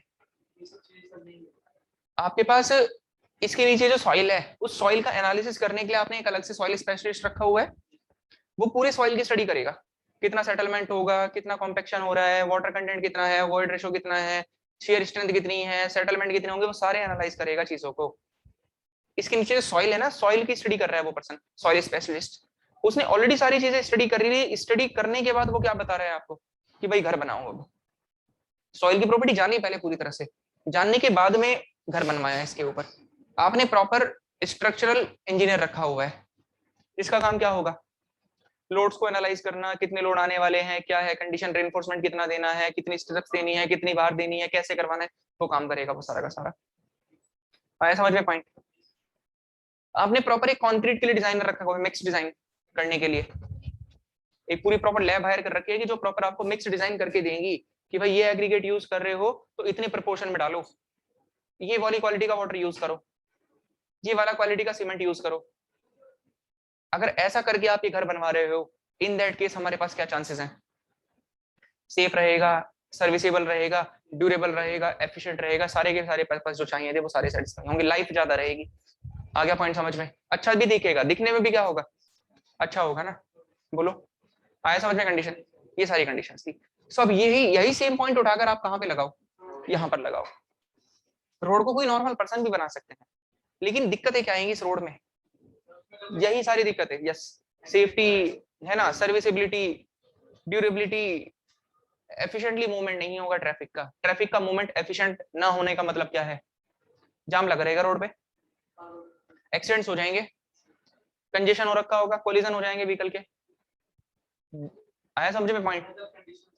हाँ बहुत सारी कंडीशन हो सकती हैं, ये सारी दिक्कतें मिलेंगी आपको। लेकिन अगर यही काम आप किसी ऐसे पर्सन से करवाओगे जिसने प्रॉपर हाईवे इंजीनियरिंग पढ़ रखी है, तो उसकी बनाई हुई रोड में आपको चांसेस हैं कि सेफ्टी भी ज्यादा मिलेगी, सर्विसिबिलिटी मिलेगी, ड्यूरेबिलिटी मिलेगी, एफिशिएंट मूवमेंट होगा ट्रैफिक का, बिना कंजेशन के, बिना कोलिजन के, प्रॉपर मूव करता रहेगा ट्रैफिक। अब आया समझ में? तो अगर आपको किसी इंसान से, कोई ऐसे इंसान से रोड बनवानी है जिसने प्रॉपर हाईवे पढ़ रखी है, सो यहाँ पे रोल आता है तुम्हारा, इसीलिए तुम्हें हाईवे पढ़ाया जा रहा है यहाँ पे बिठा के, कि कल की डेट में हमें क्या करना है। हमारा टारगेट है, हमें एक ऐसा रोड नेटवर्क बनाना है जो कि सेफ भी होना चाहिए, सर्विसेबल भी होना चाहिए, ड्यूरेबल होना चाहिए, एफिशिएंट होना चाहिए, कंजेशन ना हो, ट्रैफिक ना लगे वहां पे, कोलिजन ना हो। ऐसा करने के लिए आपको किसकी रिक्वायरमेंट आ रही है? पहले वो सारे के सारे टेक्निकल कॉन्सेप्ट सीखने पड़ेंगे जो कि रोड की डिजाइनिंग में यूज होते हैं। तो आगे पॉइंट समझ कि क्यों रिक्वायरमेंट है, क्यों हम यहाँ पर बैठकर सब्जेक्ट पढ़ रहे हैं, ये रिक्वायरमेंट है। अदरवाइज कोई रिक्वायरमेंट थोड़ी थी आपको यहाँ पे बैठ के पढ़ने की, बताओ? आया समझ में पॉइंट? भाई जब तक नहीं सीखेंगे कि कौन कौन सी स्टडीज होती हैं जो आपको रोड को बनाने से पहले करनी चाहिए, किस वॉल्यूम की डिजाइनिंग करोगे, किस स्पीड के लिए करोगे, ट्रांजिशन कर्व क्या है, स्टॉपिंग साइड डिस्टेंस क्या है, ओवरटेकिंग साइड डिस्टेंस क्या है, कितनी थिकनेस रखनी है पेमेंट की, कौन सा मटेरियल यूज करना है, कौन सा एग्रीगेट यूज करना है, कौन सा बाइंडिंग मटेरियल यूज करना है, कैसे बना देंगे हाईवे जाके, तो उसके लिए क्या करना पड़ेगा? पहले स्टडी करनी पड़ेगी, पढ़ना पड़ेगा। कौन कौन सी चीजें हैं जो पढ़नी पड़ती हैं, सीखनी पड़ेंगी, वो सारी की सारी चीजें आपको खुद से खुद क्लियर आ जाएंगी समझ में, सब्जेक्ट जब पढ़ोगे आगे। बताओ आया समझ में पॉइंट की क्या रोल है हमारा इस प्रोसेस में? ये रोल है हमारा, इसलिए यहाँ पर बिठाकर पढ़ाया जा रहा है। बोलो क्लियर है चीज? तो ये डिफरेंस होता है। और ये कोई बेसिक, ये कोई ऐसा कॉन्सेप्ट थोड़ी है जो सिर्फ आप हाईवे में अप्लाई करवाओगे। ये तो जनरल कॉन्सेप्ट है, कहीं भी डिजाइनिंग में लगाओ। कोई भी घर बनाना है, क्यों बना रहे हैं भाई? क्यों क्यों पढ़ रहे हैं कोई भी सब्जेक्ट बैठ के यहाँ पे? कोई ऐसा घर बनाना है जो कि सेफ होना चाहिए, सर्विसेबल, ड्यूरेबल, सारे के सारे क्राइटेरिया पूरे करे, यही तो एम है।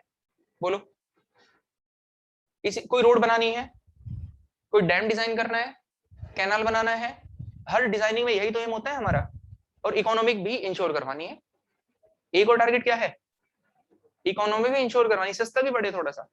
बोलो आ गया पॉइंट समझ में?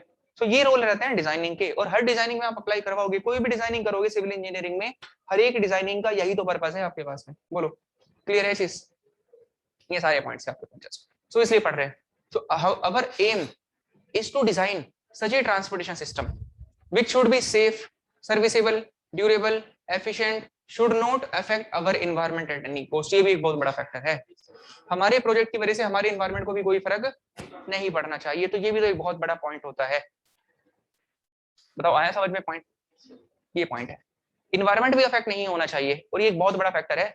ऐसा नहीं कि तुम अपना हाईवे कहीं से पास करवा रहे हो और सपोज करो रास्ते में 1 लाख पेड़ वाला एरिया आ गया कोई और उनको काट दिया, ऐसा अलाउड नहीं होगा, तुम्हें अलाउड ही नहीं है। कौन एक्शन में आ जाएगा? Environmental impact assessment, forest department action में आएगा, अलाउड नहीं करेगा तुम्हें पेड़ों को काटना। पेड़ अगर काटने की परमिशन मिल भी गई ना, ऐसा नहीं कि पेड़ काट के पास कर दोगे उसको, क्या कंडीशन है? पहले जितना नेगेटिव क्रिएट कर रहे हो ना इन्वायरमेंट के लिए, उससे ज्यादा पॉजिटिव क्रिएट करके दो पहले। उससे ज्यादा पॉजिटिव कैसे? उससे ज्यादा पेड़ लगाओ। और ऐसा भी नहीं कि पेड़ लगाकर छोड़ दिए उसके बाद बनाना शुरू कर दोगे, जब तक वो पेड़ सफिशिएंटली बड़े नहीं हो जाएंगे ना, तब तक नहीं मिलेगी परमिशन। आया समझ? ये सब पॉइंट्स हैं आपके पास में, बताओ क्लियर है? सो हमारा एम आया समझ में क्या है प्रोसेस में?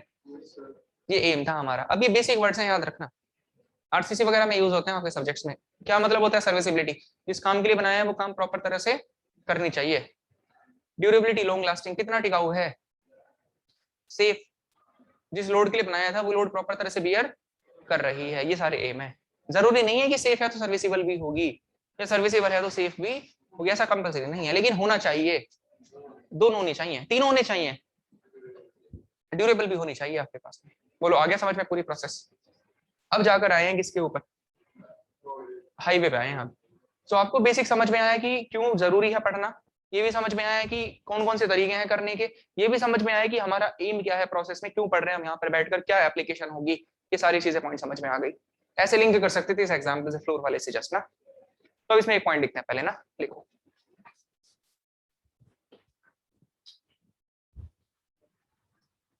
our aim is to design such a transportation system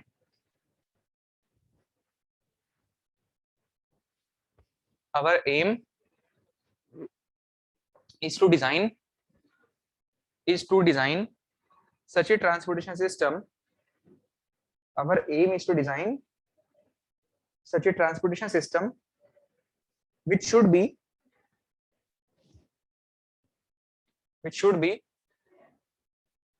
safe, serviceable, durable. It should be safe, serviceable, durable, efficient and should not affect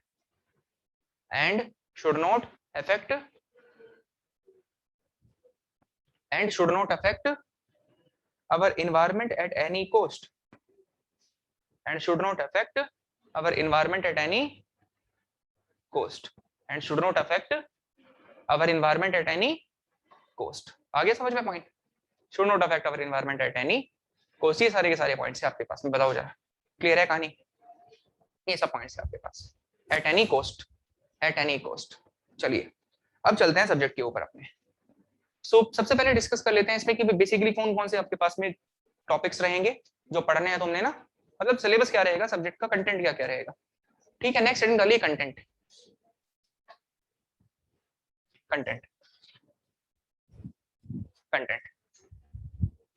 सो सबसे पहले चैप्टर जो रहेगा आपके पास में that will B introduction. That topic will be what? Introduction. First chapter होगा आपके पास में क्या? इंट्रोडक्शन होगा। सेकंड चैप्टर होगा आपके पास में geometric design of highways. Geometric design of highways.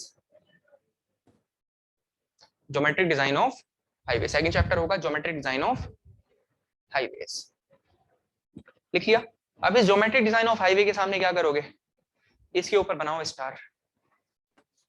हाँ, मोस्ट इंपॉर्टेंट है और स्पेशल है, और जो भी चीज स्पेशल होगी उसके ऊपर क्या करोगे? स्टार बना दो। आया समझ में पॉइंट?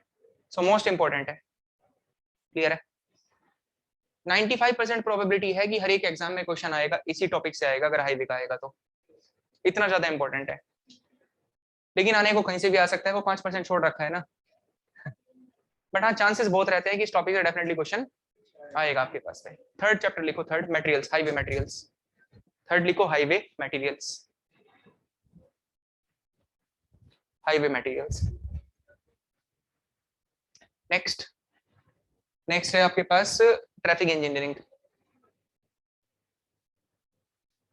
Traffic engineering. नेक्स्ट लिखो, कितने हो गए? 4 हो गए ना। लास्ट लिखो payment designing. Payment designing. Payment, PAVE, payment designing. ठीक है, पेमेंट डिजाइनिंग के सारे पॉइंट्स आ गए आपके पास ना। क्लियर है? चलिए, so this is the syllabus. ये सिलेबस रहेगा आपके पास में। बाकी वेटेज की मैं अगर तुम्हें बताऊं, प्री में मान के चलिए आप 4 to 5 क्वेश्चन आ जाएंगे आपके पास में। 3 SSC JEE में, मतलब 3 से 5 तक का वेरिएशन आप मान सकते हैं। हाँ, SSC में भी एवरेज, ऑन एन एवरेज मान के चलो इतना ही। ठीक है, यूके SSC में अगर आप मोस्टली ऑब्जर्वेशन करोगे तो आपको वाटर वाला पोर्शन बहुत दिखाई देगा। वाटर का पोर्शन लाइक जैसे आपके पास में फ्लूइड मैकेनिक्स, इन्वायरमेंटल इंजीनियरिंग, आपके पास में hydrology, irrigation, open channel flow, soil से भी क्वेश्चन आते हैं, बिल्डिंग मटेरियल से क्वेश्चन आते हैं। डिजाइनिंग का थोड़ा कम रहता है उधर part, as compare to water के पार्ट में डिजाइनिंग के क्वेश्चन थोड़े से कम रहते हैं।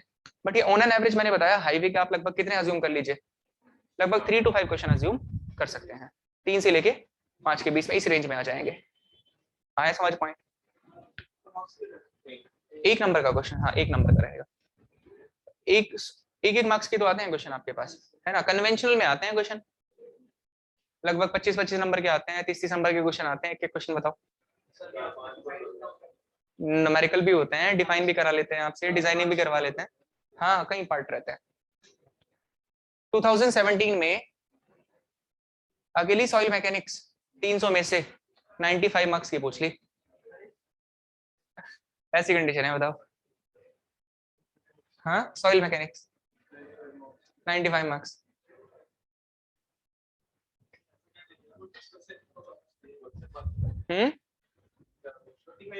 वही, हाँ वही तो होता है।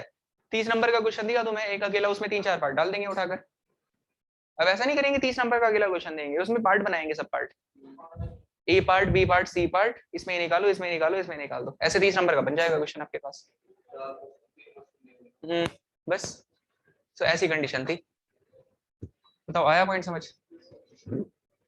तो ये बेसिक चीजें आ गई आपके पास में, वेटेज कैसे कैसे रहेगा, क्या कंडीशंस आएंगी आपके पास।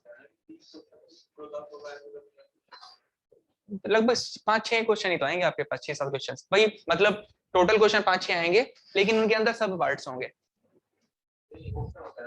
हाँ ऑप्शन हाँ ऑप्शन रहते हैं, बिल्कुल। ऑप्शंस रहेंगे, यस ऑप्शंस रहेंगे। तो ये सब है इसमें। कन्वेंशनल में भी मोस्टली आप अज्यूम करो ज्योमेट्रिक डिजाइन से ही आएगा क्वेश्चन। हाँ हाँ, इनसे चांसेस रहेंगे। थ्योरी भी आ जाती है लिखने को आपके पास में, थ्योरी भी लिखवा लेते हैं आपसे बहुत ना, कि लिख दीजिए flexible pavement and rigid payment का डिफरेंस, ऐसे आ जाते हैं। तो 5-6 पॉइंट इधर लिखो उठा के, 5-6 पॉइंट उधर लिखो उठा के, डिफरेंशिएट करने के लिए। बोलो आया समझ में? लेकिन अभी के हिसाब से जैसे मैं बता रहा हूँ तुम्हें, यहाँ पे क्लास में मैं तुम्हें पूरा लेके पढ़ा दूंगा एक साथ, ऑब्जेक्टिव कन्वेंशनल सारा एक कंप्लीट सब्जेक्ट देंगे। ऐसा अप्रोच नहीं रखेंगे कि भाई ऑब्जेक्टिव को रेफरेंस बना के पढ़ा रहे हैं, उसका ऑब्जेक्टिव, उसका रीजन समझो तुम क्या रीजन है। देखो ऑब्जेक्टिव एंड कन्वेंशन में बहुत फर्क है। अगर तुम्हें अभी खाली ऑब्जेक्टिव अप्रोच बनाकर पढ़ाया जाए, तो ऑब्जेक्टिव का रिजल्ट आने के बाद में, पेपर 1 का रिजल्ट आने के बाद पेपर 2 कितने टाइम बाद होता है? महीने, 2-3 महीने का भी कहाँ टाइम मिलता है, 1-1.5 महीने का टाइम मिलता है बस। अब 1-1.5 महीने में इतना पॉसिबल ही नहीं है कि तुम उस टाइम पे कन्वेंशनल के कॉन्सेप्ट सीख लो और उसके क्वेश्चन पे प्रैक्टिस कर लो, ऐसा पॉसिबल ही नहीं हो पाएगा। मतलब सपोज करो रिजल्ट आया पेपर का आज, अब से 1 महीने बाद क्या हो जाएगा तुम्हारा, 1.5 महीने बाद मेंस हो जाएगा। सो ये पॉसिबल ही नहीं है कि तुम इस 1-1.5 महीने में क्या सीख पाओ, कन्वेंशनल की थ्योरी भी सीख पाओ एंड उसके क्वेश्चन भी प्रैक्टिस कर पाओ, ऐसा पॉसिबल नहीं है, दूर दूर तक भी ऐसा पॉसिबल नहीं है। तो इसके लिए क्या सॉल्यूशन होता है आपके पास, आज के टाइम पर जब आप पेपर 1 के लिए पढ़ रहे हैं, तो पेपर 1 के टाइम पर आपको क्या बता दो, सब कुछ बता दो, पेपर 1 का भी पार्ट एंड पेपर 2 का भी पार्ट, जिससे एक कंप्लीट सब्जेक्ट आपके पास में आ जाए। अब जब पेपर 1 का रिजल्ट आएगा, तो पेपर 2 के बीच में आपके पास क्या टारगेट बचेगा, बस एक अकेला काम बच जाएगा, क्या, रिवीजन में क्वेश्चन लगाना सिर्फ, बस बस बस बस। अब आप उस समय पे सोचोगे मैं थ्योरी पढ़ूं बैठ के, वो तो पॉसिबल ही नहीं है। आया समझ में पॉइंट? पॉसिबल ही नहीं है, टाइम वेस्ट तो बाद में करोगे जब पॉसिबल होगा, पॉसिबल ही नहीं है। तो क्या काम बचेगा आपके पास सिर्फ, क्योंकि आप ऑब्जर्व करो सॉइल में या फिर हाईवे में भी देख लो, इन्वायरमेंट में देख लो उठा के, पेपर 1 में बहुत लिमिटेड चीजें होती हैं, लेकिन जब आप पेपर 2 उठा के देखोगे ना, तो आपको समझ में आ जाएगी खुद से खुद कंडीशंस। पेपर 1 में मैं बताऊं आपको, सॉइल का एक चैप्टर पढ़ लो पेपर 1 में, चैप्टर 1 उसी से काम चल जाएगा आपका, मोस्टली क्वेश्चन उसी से आएंगे। लेकिन जब पेपर 2 उठा के देखोगे 95 का पूछ रहे हैं, अगर 95 नंबर का पूछ रहे हैं, तो ऐसे तो उन्होंने पूछा नहीं होगा कि वो सिंपल सिंपल से फॉर्मूले पूछ रहे होंगे आपसे, कुछ ना कुछ डेप्थ में तो गए होंगे ना। अब वो इतनी सारी चीजें कैसे बताया जाएगा आपको 1 महीने में, सोम में उठाओ आप वही सब सारी सेम चीजें। पेपर 1 में बहुत लाइट रहेगा लेवल, लेकिन जब आप पेपर 2 में पहुंचेंगे, बड़े बड़े क्वेश्चन आएंगे आपके पास में, डिफ्लेक्शन के, शियर फोर्स डायग्राम बनाने के, बेंडिंग मोमेंट डायग्राम बनाने के। देखो पेपर 1 में स्ट्रक्चर में नहीं आएगा क्वेश्चन, बहुत कम आएगा क्वेश्चन, एक छोटा छोटा क्वेश्चन आएगा, लेकिन जब पेपर 2 में जाओगे बड़े बड़े क्वेश्चन आएंगे 20-20, 25-25 नंबर के, तो वो क्या सीख लोगे उस टाइम पर 1 महीने में सारी की सारी चीजें, या और प्रैक्टिस भी कर लोगे उनकी, ऐसा है ही नहीं पॉसिबल। तो तैयारी होती है, एक बार तैयारी होती है, ऐसा नहीं है कि भाई अब पेपर 1 चल रहा है तो अभी मैं पेपर 1 के हिसाब से पढ़ूंगा, फिर दोबारा से भागूंगा मैं कोचिंग में, चलो भाई मुझे पढ़ाओ पेपर 2 के हिसाब से, ऐसा नहीं होता काम। पेपर 2 के लिए कोचिंग ज्वाइन करने का एम क्या होता है, रिवीजन करा दे जिससे आपका प्रॉपर तरह से, जिससे आपको क्वेश्चन की प्रैक्टिस करा दे, किसी क्वेश्चन में अगर आप अटक रहे हो तो वो समझा दें आपको, ये एम होता है बस। आया समझ में कंडीशन? तो इसीलिए जो पढ़ेंगे टॉपिक इस हिसाब से पढ़ेंगे कि जिससे कि आपका कन्वेंशनल का भी पार्ट कवर हो जाए एंड 1 का भी पार्ट कवर हो जाए। लेकिन अभी जो मैं पढ़ाऊंगा उसके लिए आपको कन्वेंशनल का पार्ट में आपको क्लास में कवर करा दूंगा, मतलब जो क्वेश्चन उठाएंगे हम ऐसा क्वेश्चन उठाएंगे, जैसे मान लीजिए मैंने ओवरटेकिंग साइड डिस्टेंस टॉपिक आपको पढ़ाया, उसके लिए एक लॉन्ग क्वेश्चन आपने उठा लिया, वो आपका कन्वेंशनल का हो गया। लेकिन पेपर 1 के लिए आप कहां से करोगे questions? Gupta and previous year बस। तो घर पे आपके पास 2 टारगेट है जो आपको करना है, घर पे बैठ के क्या करना है, प्रीवियस ईयर सॉल्व करनी है, दूसरा गुप्ता एंड गुप्ता सॉल्व करनी है। इससे अलावा कन्वेंशनल उठाकर मत बैठना अभी, क्योंकि कन्वेंशनल का ऑलरेडी मैं आपको कहां पे कवर करा दूंगा। नहीं, प्री के लिए गुप्ता एंड गुप्ता में आपको ऑब्जेक्टिव क्वेश्चन मिलेंगे, लेकिन ऑब्जेक्टिव के लिए बेस्ट है, टॉपिक वाइज नहीं, मिक्स क्वेश्चंस है, मतलब हाईवे के मिक्स हो जाएंगे सारे टॉपिक के क्वेश्चन। हाँ, सब्जेक्ट वाइज है आपके पास, यस सब्जेक्ट वाइज है। पहले हाईवे के हैं, सॉइल है, इन्वायरमेंट अलग है, एसओएम अलग है, आरसीसी अलग है। तो गुप्ता एंड प्रीवियस ईयर करो, कोई सा भी एग्जाम उठा लीजिए, मल्टीपल चॉइस का हर एग्जाम में काम चल जाएगा आपका, हर एग्जाम में। इससे अलावा रिक्वायरमेंट ही नहीं है कुछ और उठाने की, आया समझ में। लेकिन कन्वेंशनल के हिसाब से वो बाद में करने हैं क्वेश्चन प्रैक्टिस, अभी कन्वेंशनल के हिसाब से जो बड़े बड़े क्वेश्चन होते हैं वो मैं आपको क्लास में करा दूंगा। बस कॉन्सेप्ट क्लियर करने, समझना है कि होता कैसे है, उसके क्वेश्चन नहीं उठाने अभी कन्वेंशनल के। तो ये क्लियर होना चाहिए। घर पे क्या काम है, 2 काम है आपके पास, जस्ट क्या, प्रीवियस ईयर एंड गुप्ता। इससे अलावा बाकी जो क्लास में पढ़ाया जा रहा है उसको पढ़ लीजिए बस, आगे समझ में। जो क्लास के नोट्स हैं उनको सीख लो सही से, जो क्लास के क्वेश्चन है उनको कर लो सही से। घर पे बस 2 बुक से क्वेश्चन करने हैं आपको प्रैक्टिस, प्रीवियस ईयर से एंड गुप्ता से, इसके अलावा तीसरी चीज नहीं उठानी है कोई भी। आ गया पॉइंट समझ? वो मैं बता दूंगा तुम्हें, मतलब प्रीवियस ईयर का देख लो, आप नेट पर भी देख सकते हैं बहुत सारी चीजें, वो ले लीजिए आप, है ना। मतलब आपके पास पूरा मटेरियल आ जाना चाहिए प्रीवियस ईयर का ना, जिसमें कि आपके पास एक प्रॉपर सीक्वेंस में सारे प्रीवियस ईयर के क्वेश्चन मिल जाएं। जस्ट हमें ऐसा लगता है हम बहुत फ्लो में खो जाते हैं तैयारी करते समय, भाई यहाँ से भी क्वेश्चन कर लूं, वहां से भी क्वेश्चन कर लूं, उसको भी उठा लूं, उसको भी उठा लूं, उसको भी उठा लूं, फिर उसके चक्कर में कुछ भी नहीं हो पाता। तो एक जगह फोकस करके चलना है चीजों को। अब यहाँ पे जो इंसान तुम्हें बता रहे हैं चीजें, वो अपनी 5-6 साल का एक्सपीरियंस बता रहे हैं तुम्हें। जिस चीज को तुम आज पढ़ रहे हो बैठकर, मतलब तुम्हें 5-6 साल से जो कोई इंसान ऑब्जर्वेशन कर रहा है, उसने वो ऑब्जर्वेशन तुम्हें बता दी एक साथ आकर, तो तुम्हारे पास तो उसका 5-6 साल का एक्सपीरियंस आ गया एक साथ में। बताओ, तो तुम्हें फालतू फ्लो में नहीं बहना है कि भाई ये वाली बुक भी उठा लूं, उसको भी उठा ले, उसको भी उठा लेता हूँ, उससे भी कर लेता हूँ, उससे भी कर लेता हूँ, कुछ भी नहीं हो पाएगा अदरवाइज। जस्ट जो मैंने ऑब्जर्व करा है पिछले टाइम में इतने एग्जाम देखने के बाद में, एक चीज बताई तुम्हें, बस ये 2 चीज पकड़ के चलिए आप, बस सिंपल। इतना भी अगर कर लोगे और नोट्स अगर फॉलो कर लोगे सही तरह से, आपका काम चल जाएगा। आ गया पॉइंट समझ में? ये कंडीशंस है। अब शुरू करते हैं अपना चैप्टर नंबर 1। ठीक है, हेडिंग डालो, टॉपिक 1 क्या रहेगा आपके पास, इंट्रोडक्शन रहेगा। Topic number 1 will be what, introduction. Topic 1 होगा आपके पास में इंट्रोडक्शन है, इंट्रोडक्शन है। ठीक है, चलिए अब इसे जस्ट समझो, पहले कुछ बेसिक चीज समझते हैं हम। जैसे एक सेकेंड,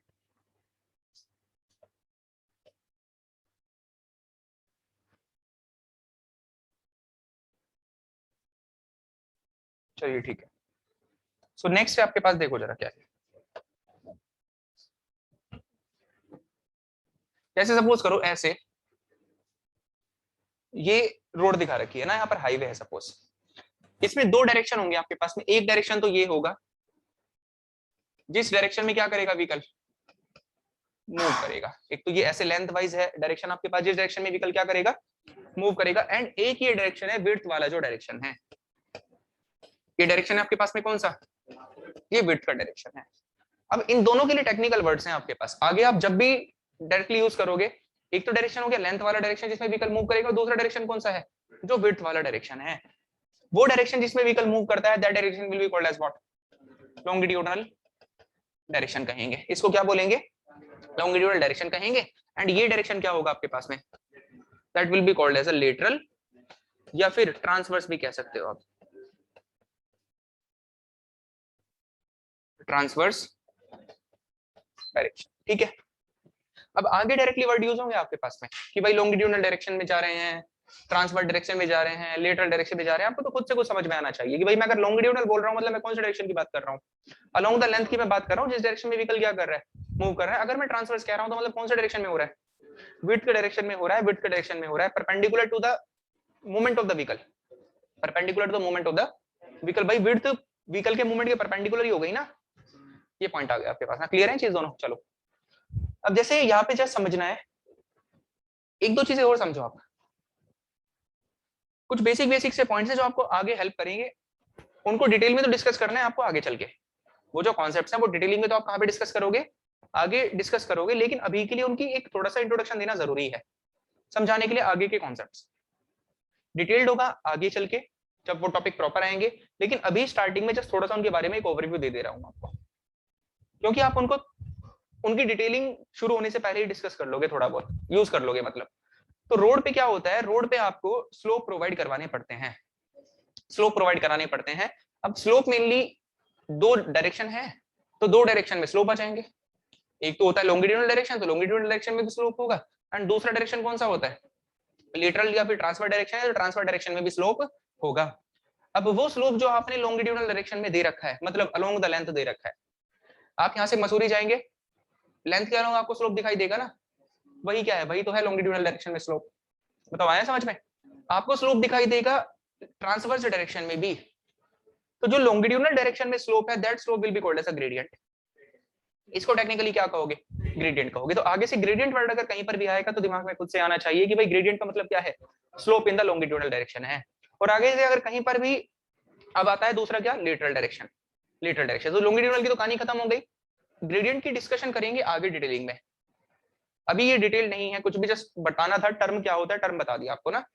दूसरा आएगा आपके पास लेटरल डायरेक्शन में, लेटरल डायरेक्शन में स्लोप देना है आपको। लेटरल डायरेक्शन में स्लोप देने के दो तरीके हैं, लेटरल डायरेक्शन में स्लोप देने के दो तरीके हैं। एक तरीका आपके पास में क्या होगा, आप क्या करो, जैसे लेटरल डायरेक्शन में आपको स्लोप देना है तो स्लोप देने के दो तरीके हैं। जैसे सपोज करो ये रोड है आपके पास में इस तरह से, है ना, ऐसी कंडीशन है, सो ये तो लेंथ का डायरेक्शन है, आपने इसको ऐसे स्लोप दे दिया, देखो ये कौन सा स्लोप है, ये ग्रेडियंट हो गया ना, ग्रेडियंट है।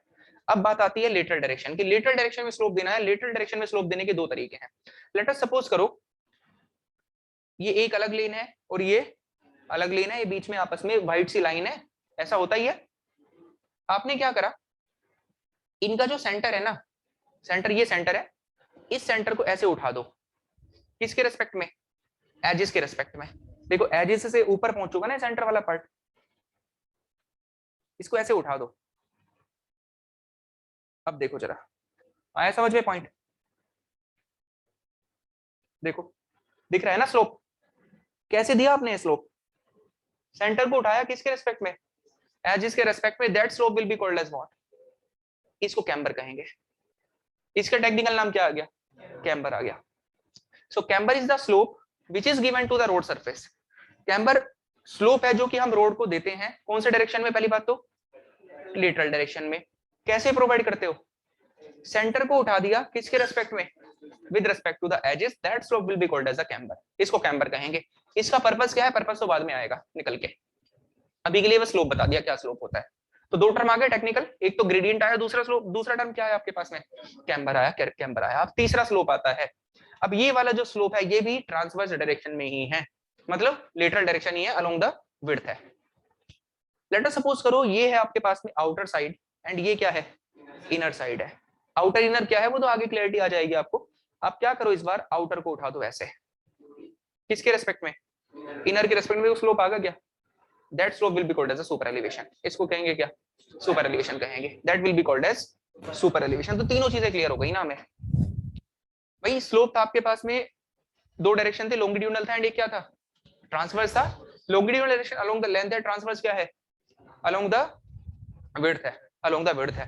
लॉन्गिट्यूडनल डायरेक्शन के स्लोप को क्या कहते हैं, ग्रेडियंट कहते हैं। ट्रांसफर डायरेक्शन में दो स्लोप आए, एक आया कैम्बर, दूसरा क्या आया, सुपर एलिवेशन आया। कैम्बर आपने कैसे प्रोवाइड करा, सेंटर को उठा दिया with respect to the edges. इसका पर्पस क्या होता है, पर्पस आगे डिस्कस कर लेंगे। दूसरा है सुपर एलिवेशन, सुपर एलिवेशन कैसे दिया, आउटर को उठा दिया with respect to the inner edges, इसको क्या बोल दिया, सुपर एलिवेशन बोल दिया, that will be called as super elevation. अब आगे ये वर्ड डायरेक्टली यूज होंगे आपके पास, इनकी डिटेलिंग तो आगे आएगी निकल के, अभी तो बस ये समझना था कि होता क्या है। ठीक है चलिए, अब नेक्स्ट हेडिंग डालिए, डायग्राम बनाओ, डायग्राम बनाइए।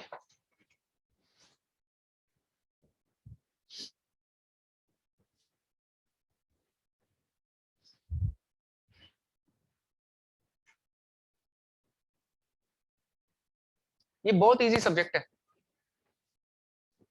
अगर आप देखोगे तो, मतलब आपको बस पता होना चाहिए फॉर्मूले क्या है, किस तरह से उनको अप्लाई करना है, लेकिन इंटरेस्टिंग बहुत ज्यादा है, आप धीरे धीरे समझ जाएंगे सारी चीजें खुद से। हाँ, रोज देखने वाली चीजें हैं, रोड पे तुम्हें बहुत सारी ऐसी चीजें होंगी जो तुम रोज देखते होंगे, लेकिन तुम्हें टेक्निकल नहीं पता होगा कि है क्या, वो एक्चुअली क्यों दे रहे हैं उसको। तो यहाँ पे समझो और बाद में उसको फील करना रोड पे जाके कि क्या पर्पज रहा होगा, कैसे दिया होगा, क्या रही होगी कंडीशन। ठीक है,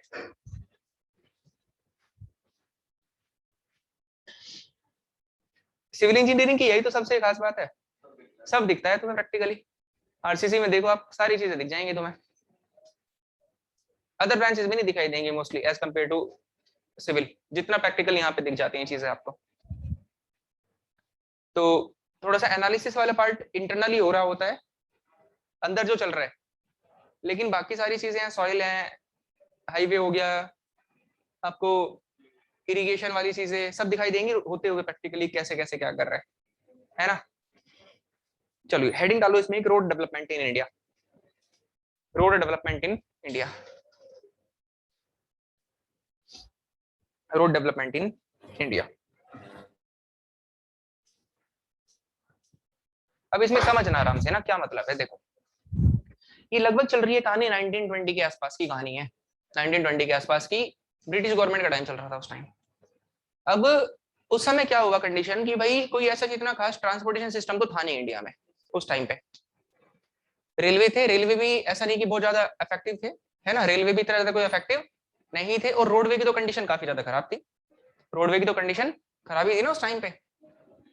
उनका टाइम चल रहा था, उनके माइंड में था कि भाई हमें अगर अपना बिजनेस एक्सपेंड करना है ना, तो हमें किसकी रिक्वायरमेंट है, हमें ट्रांसपोर्टेशन सिस्टम को स्ट्रॉन्ग बनाना पड़ेगा। ये पॉइंट अभी आपने देखा, बिजनेस को अच्छा करने के लिए किसकी रिक्वायरमेंट है, ट्रांसपोर्टेशन की रिक्वायरमेंट है। तो अगर हमें बिजनेस स्ट्रॉन्ग करना है तो किसकी रिक्वायरमेंट है, हमें हमें एक अच्छा ट्रांसपोर्टेशन सिस्टम बनाना पड़ेगा। अब रेलवे पे वर्क ना करके उन्होंने किसकी तरफ ध्यान देना शुरू किया, रोडवे की तरफ ध्यान देना शुरू करा। मतलब रोडवे को अच्छा करो आप, क्योंकि सबसे इंपॉर्टेंट है, सबसे इंपॉर्टेंट है, जो सबसे इंपॉर्टेंट चीज है उसको क्या बनाओ, उसको अच्छा बनाने की कोशिश करो। आ गया पॉइंट समझ में। अब क्या हुआ पॉइंट आपके पास में कि अब इंडिया में बनाने हैं रोड, रोड नेटवर्क को अच्छा करना है, इसके लिए ब्रिटिश गवर्नमेंट ने कंडीशन क्या बनाई अपने माइंड में कि हम एक ऐसा करते हैं, हम एक कमेटी फॉर्म करते हैं। उन्होंने क्या करा है, कुछ लोगों की टीम बनाई, एक पूरी प्रॉपर एक टीम बनाई कुछ लोगों की, एंड उस टीम को हेड करने के लिए, मैनेज करने के लिए एक पर्सन को हायर कर दिया। आया समझ में कंडीशन। जैसे सपोज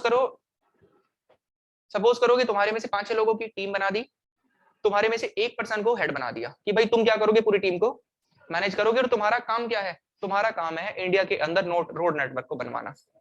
आया समझ में, मतलब बनाना किसको था, ब्रिटिश गवर्नमेंट को था, लेकिन खुद नहीं करेंगे काम, किसको दे दिया काम, एक टीम को काम दे दिया कि तुम्हें बनाना है सारा का सारा रोड नेटवर्क इंडिया में, और उस टीम का हेड बना दिया एक पर्सन को।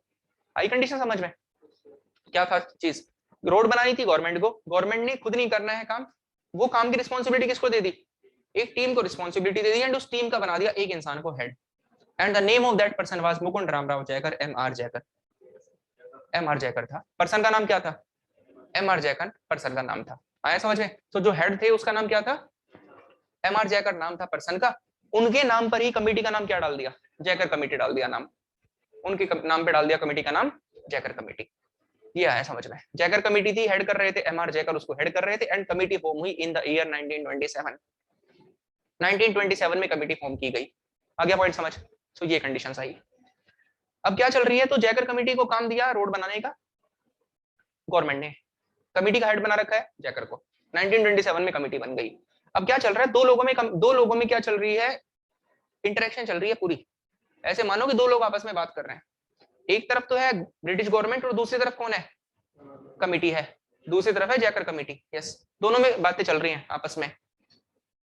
गवर्नमेंट ने कहा जयकर कमेटी को कि भाई तुम मुझे इंडिया में क्या बना कर दो, रोड बना कर दो।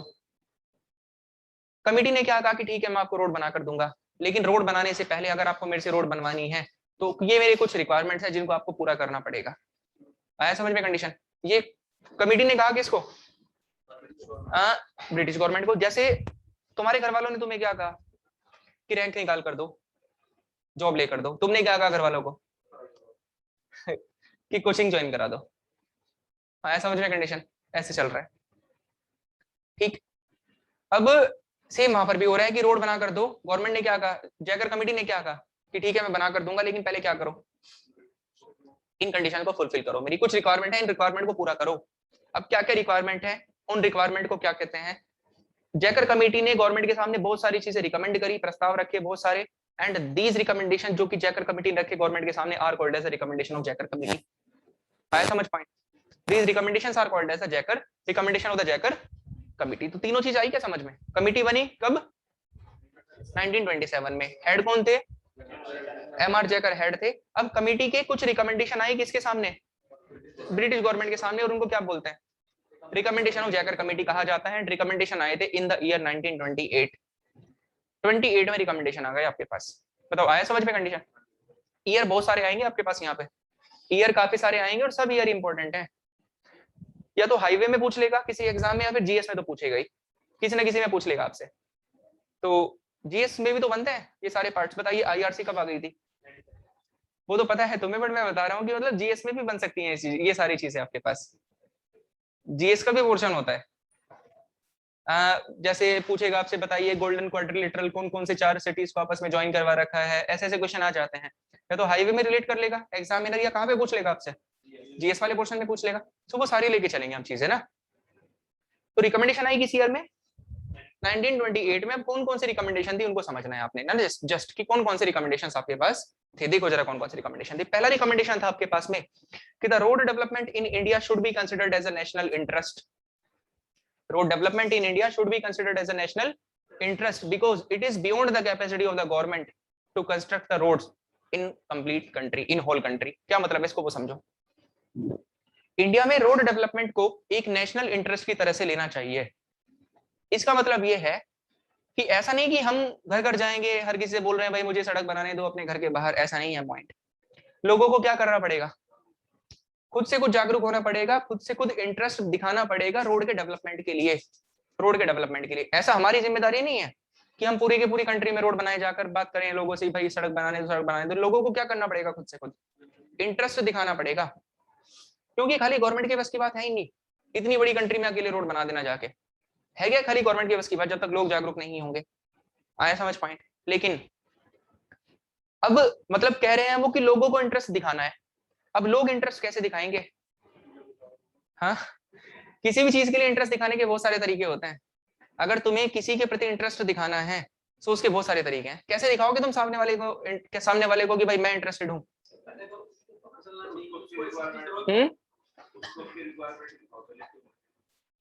भाई इंटरेस्ट दिखाने के बहुत सारे तरीके हैं आपके पास में। आप टाइम दो, इंटरेस्ट दिखाने के बहुत सारे तरीके हैं। एक इंटरेस्ट दिखाने का क्या तरीका होता है? फाइनेंशियली सपोर्ट कर दो, ये भी तो तरीका है इंटरेस्ट दिखाने का। बताओ आया कंडीशन? मुझे दिखाना है किसी को कि मैं इंटरेस्टेड हूँ, कैसे दिखाओगे? फाइनेंशियली सपोर्ट करो। सो यही मतलब था उस बोलने का। अगर वो कह रहे हैं कि लोगों को खुद से जागरूक होना है, लोगों को इंटरेस्ट दिखाना है, मतलब वो लोगों से क्या चाहते हैं कि आप फाइनेंशियली सपोर्ट करो हमें रोड बनाने में, मतलब वो फंड इकट्ठा करवाना चाहते हैं।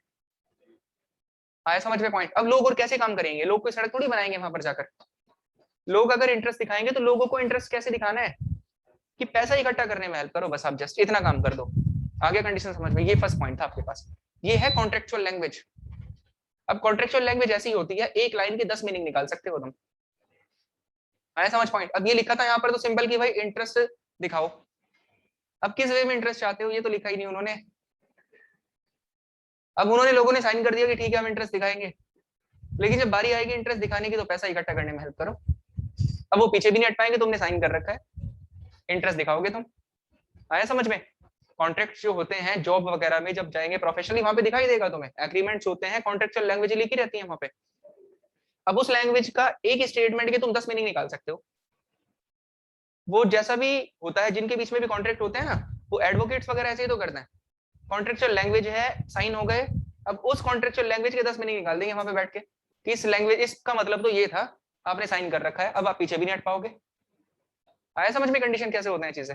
तो वही सेम चल रही है कॉन्ट्रेक्चुअल लैंग्वेज। इंटरेस्ट दिखाना है, लोग एग्री कर गए, लेकिन एक्चुअली किस में इंटरेस्ट चाहते हैं? वो फाइनेंशियल इंटरेस्ट चाहते हैं आपके पास। बताओ आया समझ में? ये कंडीशन थी। चलो ठीक है, ये फर्स्ट रिकमेंडेशन आया।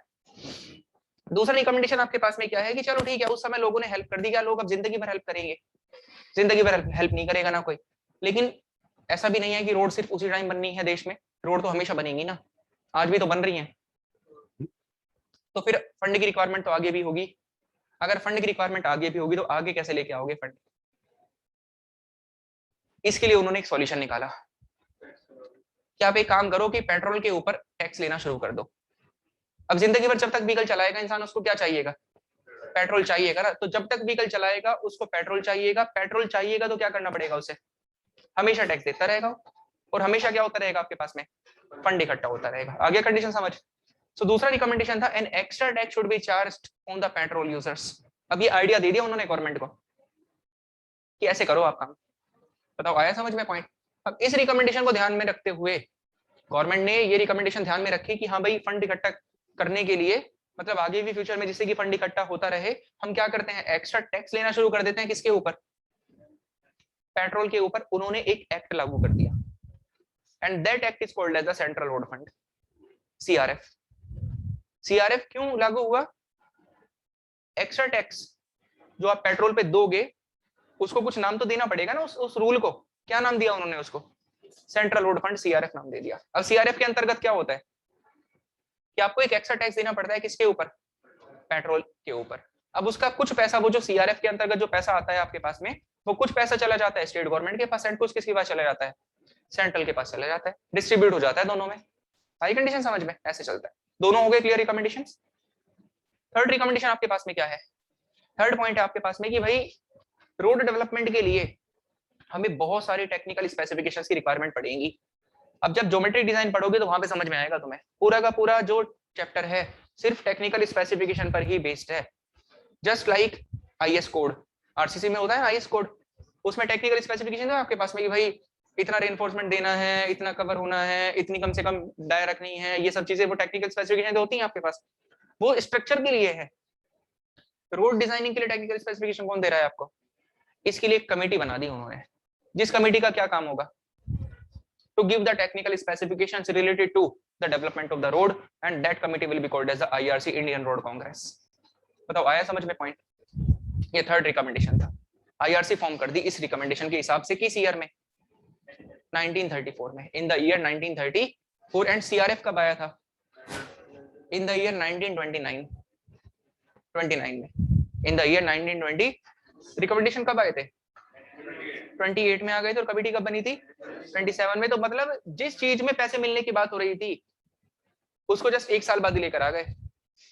28 में शुरू हुआ, रिकमेंडेशन है कब लागू कर दिया उसको? 29 में लागू कर दिया। और जिसमें पैसे नहीं मिलने थे उसमें देखो कितना टाइम लगा रखा है, 5-6 साल लगा दी। हाँ 5 साल बाद। यस आया समझ पॉइंट? क्लियर है चीजें? सो थर्ड क्या है आपके पास में? आईआरसी ना, Indian road Congress in the year 1934। अब चलो ठीक है, टेक्निकल स्पेसिफिकेशन देगा आपको वो कमेटी जो है इंडियन रोड कांग्रेस, आपको टेक्निकल स्पेसिफिकेशन देगी। कौन कौन से स्पेसिफिकेशन है वो तुम्हें खुद से कुछ समझ में आ जाएगा जब तुम ज्योमेट्रिक डिजाइन पे पहुंचोगे। अब नेक्स्ट आपके पास आता है, ऐसा तो नहीं है कि कोई चीज बन गई आज की डेट में, अब उसके बाद जिंदगी में उसके ऊपर कभी रिसर्च नहीं करेंगे हम। रिसर्च तो चलती रहेगी ना भाई। मोबाइल्स बनते हैं, मोबाइल अब से 15 साल पहले भी तो बनते थे। लेकिन ऐसा थोड़ी कि 15 साल पहले मोबाइल बन रहे थे तो आपने उसके ऊपर लोगों ने काम नहीं किया। काम तो कर ही रहे ना उसके ऊपर। आज के टाइम पे रिसर्च कर रहे हैं उसके ऊपर, रिसर्च करके आप वही कम पैसे में अच्छी टेक्नोलॉजी निकाल कर लेकर आ जा रहे हो। ऐसा ही दौर है। उससे कम पैसे खर्च करके आप उससे अच्छी टेक्नोलॉजी उससे अच्छी टेक्नोलॉजी बना दे रहे हो ना। अब से 15 साल पहले मोबाइल आते थे, है ना, आते थे। आपने रिसर्च करी उनके ऊपर कंटिन्यूअसली एंड उससे कम पैसे में आप क्या कर दे रहे हो? उससे अच्छी टेक्नोलॉजी निकाल कर लेकर आ रहे हो। तो मतलब रिसर्च तो चल ही रही है ना कंटिन्यूअसली। तो इसी तरह से आप रिसर्च कर रहे हो कंटिन्यूअसली किसके ऊपर? रोड के ऊपर भी कंटिन्यूअस रिसर्च चल रहा है। किसके ऊपर? रोड के ऊपर भी। वो रिसर्च कौन कर रहा है? उसके लिए भी कमेटी बना रखी है। That committee will be called as what? CRRI, central road research institute, and that was formed in the year 1950, 1950 में बनी। देखो आया समझ में पॉइंट? चारों क्लियर हो गए ना? तो 4-5 ईयर तो आ ही गए आपके पास। कमेटी कब बनी थी? 27 में। रिकमेंडेशन कब आए? 28 में। सीआरएफ कब आया? 29 में। आईआरसी कब आई? 34 में। और सीआरआरए कब आया? 50 में आ गया आपके पास। बताओ आया पॉइंट समझ में? ये सब रिकमेंडेशन। एक पॉइंट है कि लॉन्ग टर्म प्लानिंग पे ज्यादा फोकस करो। लॉन्ग टर्म प्लानिंग पे रोड डेवलपमेंट ऐसा नहीं कि आज के टाइम पर अगर रोड डेवलपमेंट करने की सोच रहे हैं तो जस्ट 2 साल का टारगेट लेके चलो माइंड में। ऐसा नहीं है, क्योंकि 2 साल बाद आपको फिर से उसी प्रॉब्लम को फेस करना पड़ेगा अदरवाइज। तो आप क्या सोचो अगर मैं आज के टाइम पे मेहनत कर रहा हूं तो वो मेहनत मेरी अब से 20 25 30 साल के लिए मेरे को फायदा दे। आया समझ में पॉइंट? ऐसे कहते हैं ना लॉन्ग टर्म सोच के चलना चाहिए। सो वही तो सेम रोड के केस में भी हो रहा है। भाई मैंने रोड, कोई छोटा मोटा प्रोजेक्ट तो होता नहीं है रोड बनाने का, मेहनत लगती है, पैसे लगते हैं। तो आज के टाइम पे मेहनत कर रहे हो तो आज के टाइम पे इतनी मेहनत कर लो ना जिसका फायदा आपको लंबे टाइम तक मिले। तो इन्होंने भी क्या कहा, लॉन्ग टर्म प्लानिंग सोचो। इसी को दिमाग में रखते हुए इन्होंने 20 ईयर प्लान निकाल दिए। 20-20 साल की टेंशन खत्म। एक बार बनाया, कितने साल की टेंशन खत्म हो गई? 20 साल की टेंशन खत्म हो गई। बताओ आया पॉइंट समझ में? क्या मतलब है? क्लियर है? ये भी रिकमेंडेशन था। 5 के 5 पॉइंट क्लियर हो गए क्या? हाँ, अब इनको नोट करते हैं ना, लिखो।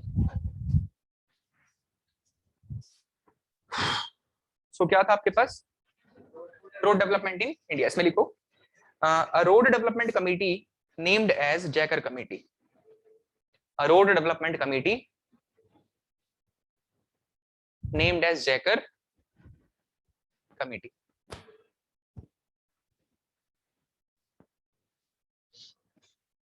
A road development committee named as Jaikar committee was developed in the year 1927. Was developed in the year 1927. Was developed in the year 1927, which put forward the following recommendations. Which put forward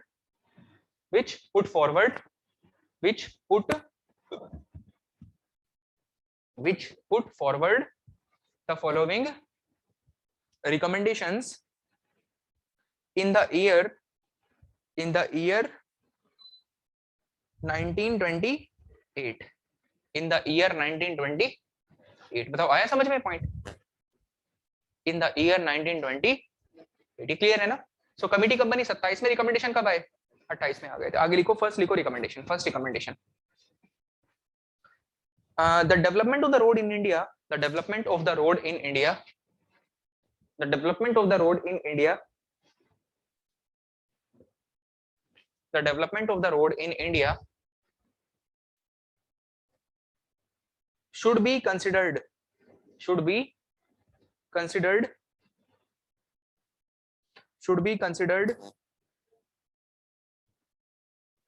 as national interest. Should be considered as national interest as it is beyond the capacity of, as it is beyond the capacity of, as it is beyond the capacity of provincial government, as it is beyond the capacity of provincial government to construct roads in India. As it is beyond the capacity of provincial government to construct roads in India. To construct roads in India. आ गया समझ में point? ठीक है, ये first आपके पास में ना, to construct roads in India. Second लिखो, an extra tax should be charged. An extra tax should be charged. An extra tax should be charged on petrol users. On petrol users. On petrol users. ठीक है, इसके bracket में क्या mention करोगे? CRF, Central Road Fund was developed. Central Road Fund was developed in the year 19, किस year में? 29. Was developed in the year 1929. CRF was developed in the 1929. आया समझे पॉइंट? चलो ठीक है, नेक्स्ट लिखो। Next, so CRF, Central Road Fund was developed in the year 1929. Next point है, a semi-official technical body, a semi-official technical body, a semi-official technical body,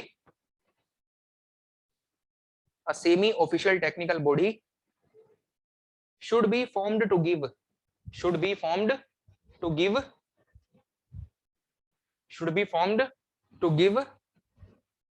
technical specifications. Should be formed to give technical specifications on various should be formed to give technical specifications on various aspect of road development, to give technical specification on various aspect of road development. ठीक है, of road development, aspect of road development. अब इसके सामने क्या लिखना है? Technical body कौन सी थी? आईआरसी ना, आईआरसी लिखो, Indian road Congress, Indian road Congress IRC, Indian road Congress IRC. किस ईयर में? 34 में, यस 1934 में। आया समझ पॉइंट? चलो अब नेक्स्ट करते हैं। नेक्स्ट 3 हो गए ना, फोर्थ लिखो, फोर्थ लिखो। A research organization should be developed. A research organization should be developed. A research organization should be developed. A research organization should be developed to carry out. To carry out. A research organization should be developed to carry out various research works.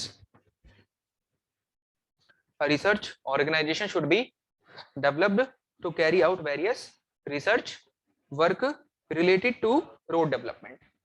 Related to road development. Related to road development. ठीक है, related to road development. अब इसके सामने क्या लिखना है? CRRI, Central Road Research Institute. Yes, Central Road Research Institute किस year में? 1950 में ना, हाँ उसी टाइम पे आए थे, लेकिन अप्रूव होने में टाइम लग गया बहुत। यस हाँ बिल्कुल, मतलब ईयर डिसाइड नहीं हुए थे। हाँ यस, रिकमेंडेशन तो एक ही साथ आई होंगी ना। अब जैसे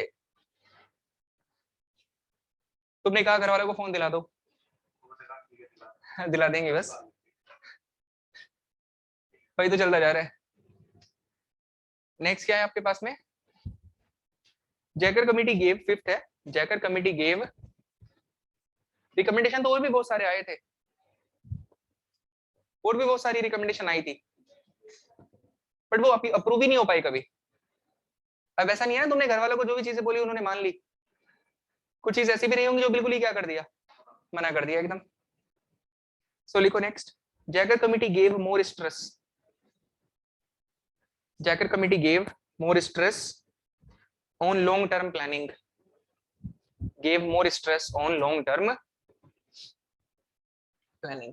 Jacker committee gave more stress on long-term planning. On long-term planning. बताओ planning, yes planning. So ये पॉइंट आ गए, रिकमेंडेशंस हो गए आपके पास ना। अब ईयर याद रखना, सभी ईयर इंपॉर्टेंट है आपके पास में।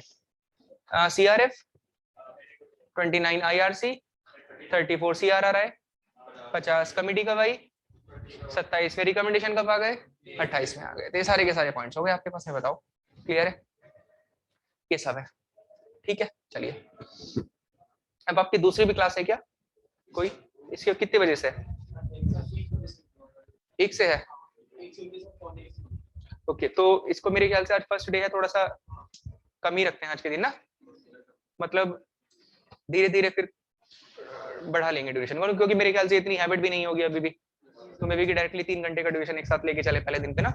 सो शुरू में वही लेके चलते हैं, थोड़ा सा 2 घंटे के आसपास का टाइम, फिर धीरे धीरे 2-3 क्लासेस होने दो आप, उसके बाद में खुद से खुद थोड़ा सा टाइम इंक्रीज कर लेंगे, क्योंकि एकदम से इतना हैबिचुअल नहीं होते ना कॉलेज टाइम पे। हम भाई 40-45 मिनट के लेक्चर होते हैं, उसके बाद में ब्रेक मिल जाता है, कंटिन्यूअसली 2.5-3 घंटे एक साथ बैठना, थोड़ा सा उसके लिए हैबिट डेवलप करनी पड़ती है पहले ना। सो इसीलिए शुरू में 1-2 दिन थोड़ा सा हल्का सा ही करके चलते हैं। बोलो। तो ये जस्ट एक इंट्रोडक्शन टाइप हुआ है आज आपके सब्जेक्ट का ना, क्या है सिलेबस, क्या रहेगा, टॉपिक कौन कौन से रहेंगे, क्यों जरूरी है, हमारा रोल क्या है, क्या रिक्वायरमेंट आ गई, एंड फाइनली एक चैप्टर आपने शुरू करा क्या, इंट्रोडक्शन। इंट्रोडक्शन में एक आपसे डिस्कशन हुआ किसके बारे में, जस्ट कमिटी के बारे में, रिकमेंडेशन के बारे में डिस्कशन हुआ है। बोलो, कुछ पूछना है इसमें किसी भी तरह की कोई चीज? सो बस ये पॉइंट है, ये जो बेसिक पॉइंट्स बताए इनको ध्यान में रखना। रिवीजन का बहुत बड़ा रोल रहेगा।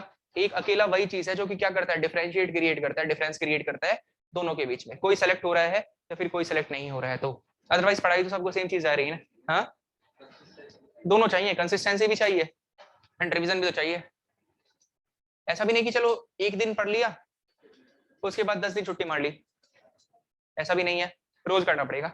बट ऐसा भी नहीं है कि रोज ही कर रहे हैं,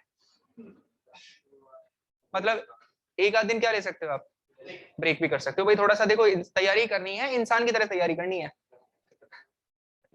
अब ऐसा नहीं कि बिल्कुल 7 दिन तक मतलब लगे पड़े हैं पूरा दिन रात 12-12 10-10 घंटे की, कोई होश ही नहीं है दुनिया में क्या चल रहा है क्या नहीं चल रहा है। अब थोड़ा सा मेंटली भी तो इंसान को थोड़ा रहना चाहिए ना, थोड़ा सा एंटरटेनमेंट टाइप, घूमना फिरना, जिस भी तरह से तुम्हें लगता है कि हाँ इस एक्टिविटी से हमें खुशी मिलती है। वो तो आपको पता होगा, टाइमिंग नहीं बता रखा, बता रखा है 1 बजे, सो 1 बजे से अपना दूसरा हो जाएगा आपके क्लास। तो कंसिस्टेंसी का मतलब है कि हाँ हफ्ते में पढ़ रहे हो तो 5 दिन 6 दिन अपना पूरा मेहनत करो, जब के पढ़ाई करो आराम से, और एक दिन क्या है अपना घूमना फिरना, जो भी है पार्टी वार्टी, जिसको जैसा भी सही लगता है वो वैसे कर सकता है, ऐसे करना है जस्ट। मंडे टू फ्राइडे होता है, बट कई बार ऐसा होता है कि जैसे मान लो कि मुझे लग रहा है कि भाई मेरा सिलेबस थोड़ा सा डिले हो रहा है, मुझे लेनी है क्लास, तो मैं रख लूंगा अपने हिसाब से सैटरडे में, वो मेरे पे डिपेंडेंट है, मतलब कई बार टीचर पे होता है वो मेनली।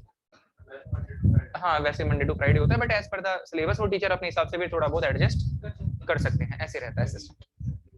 हाँ मान लो कि किसी दिन छुट्टी हो गई आपके पास, तो छुट्टी हो गई तो उसको फिर उस दिन कंपनसेट कर लो क्लास लेके सैटरडे में ना, ऐसा हो जाता है सिस्टम। सो कुछ पूछना है तो बताओ, किसी तरह का कोई भी बेसिक पॉइंट। ठीक है चलिए तो आगे करते हैं फिर ना। थैंक यू आगे करते हैं डिस्कस ना फिर।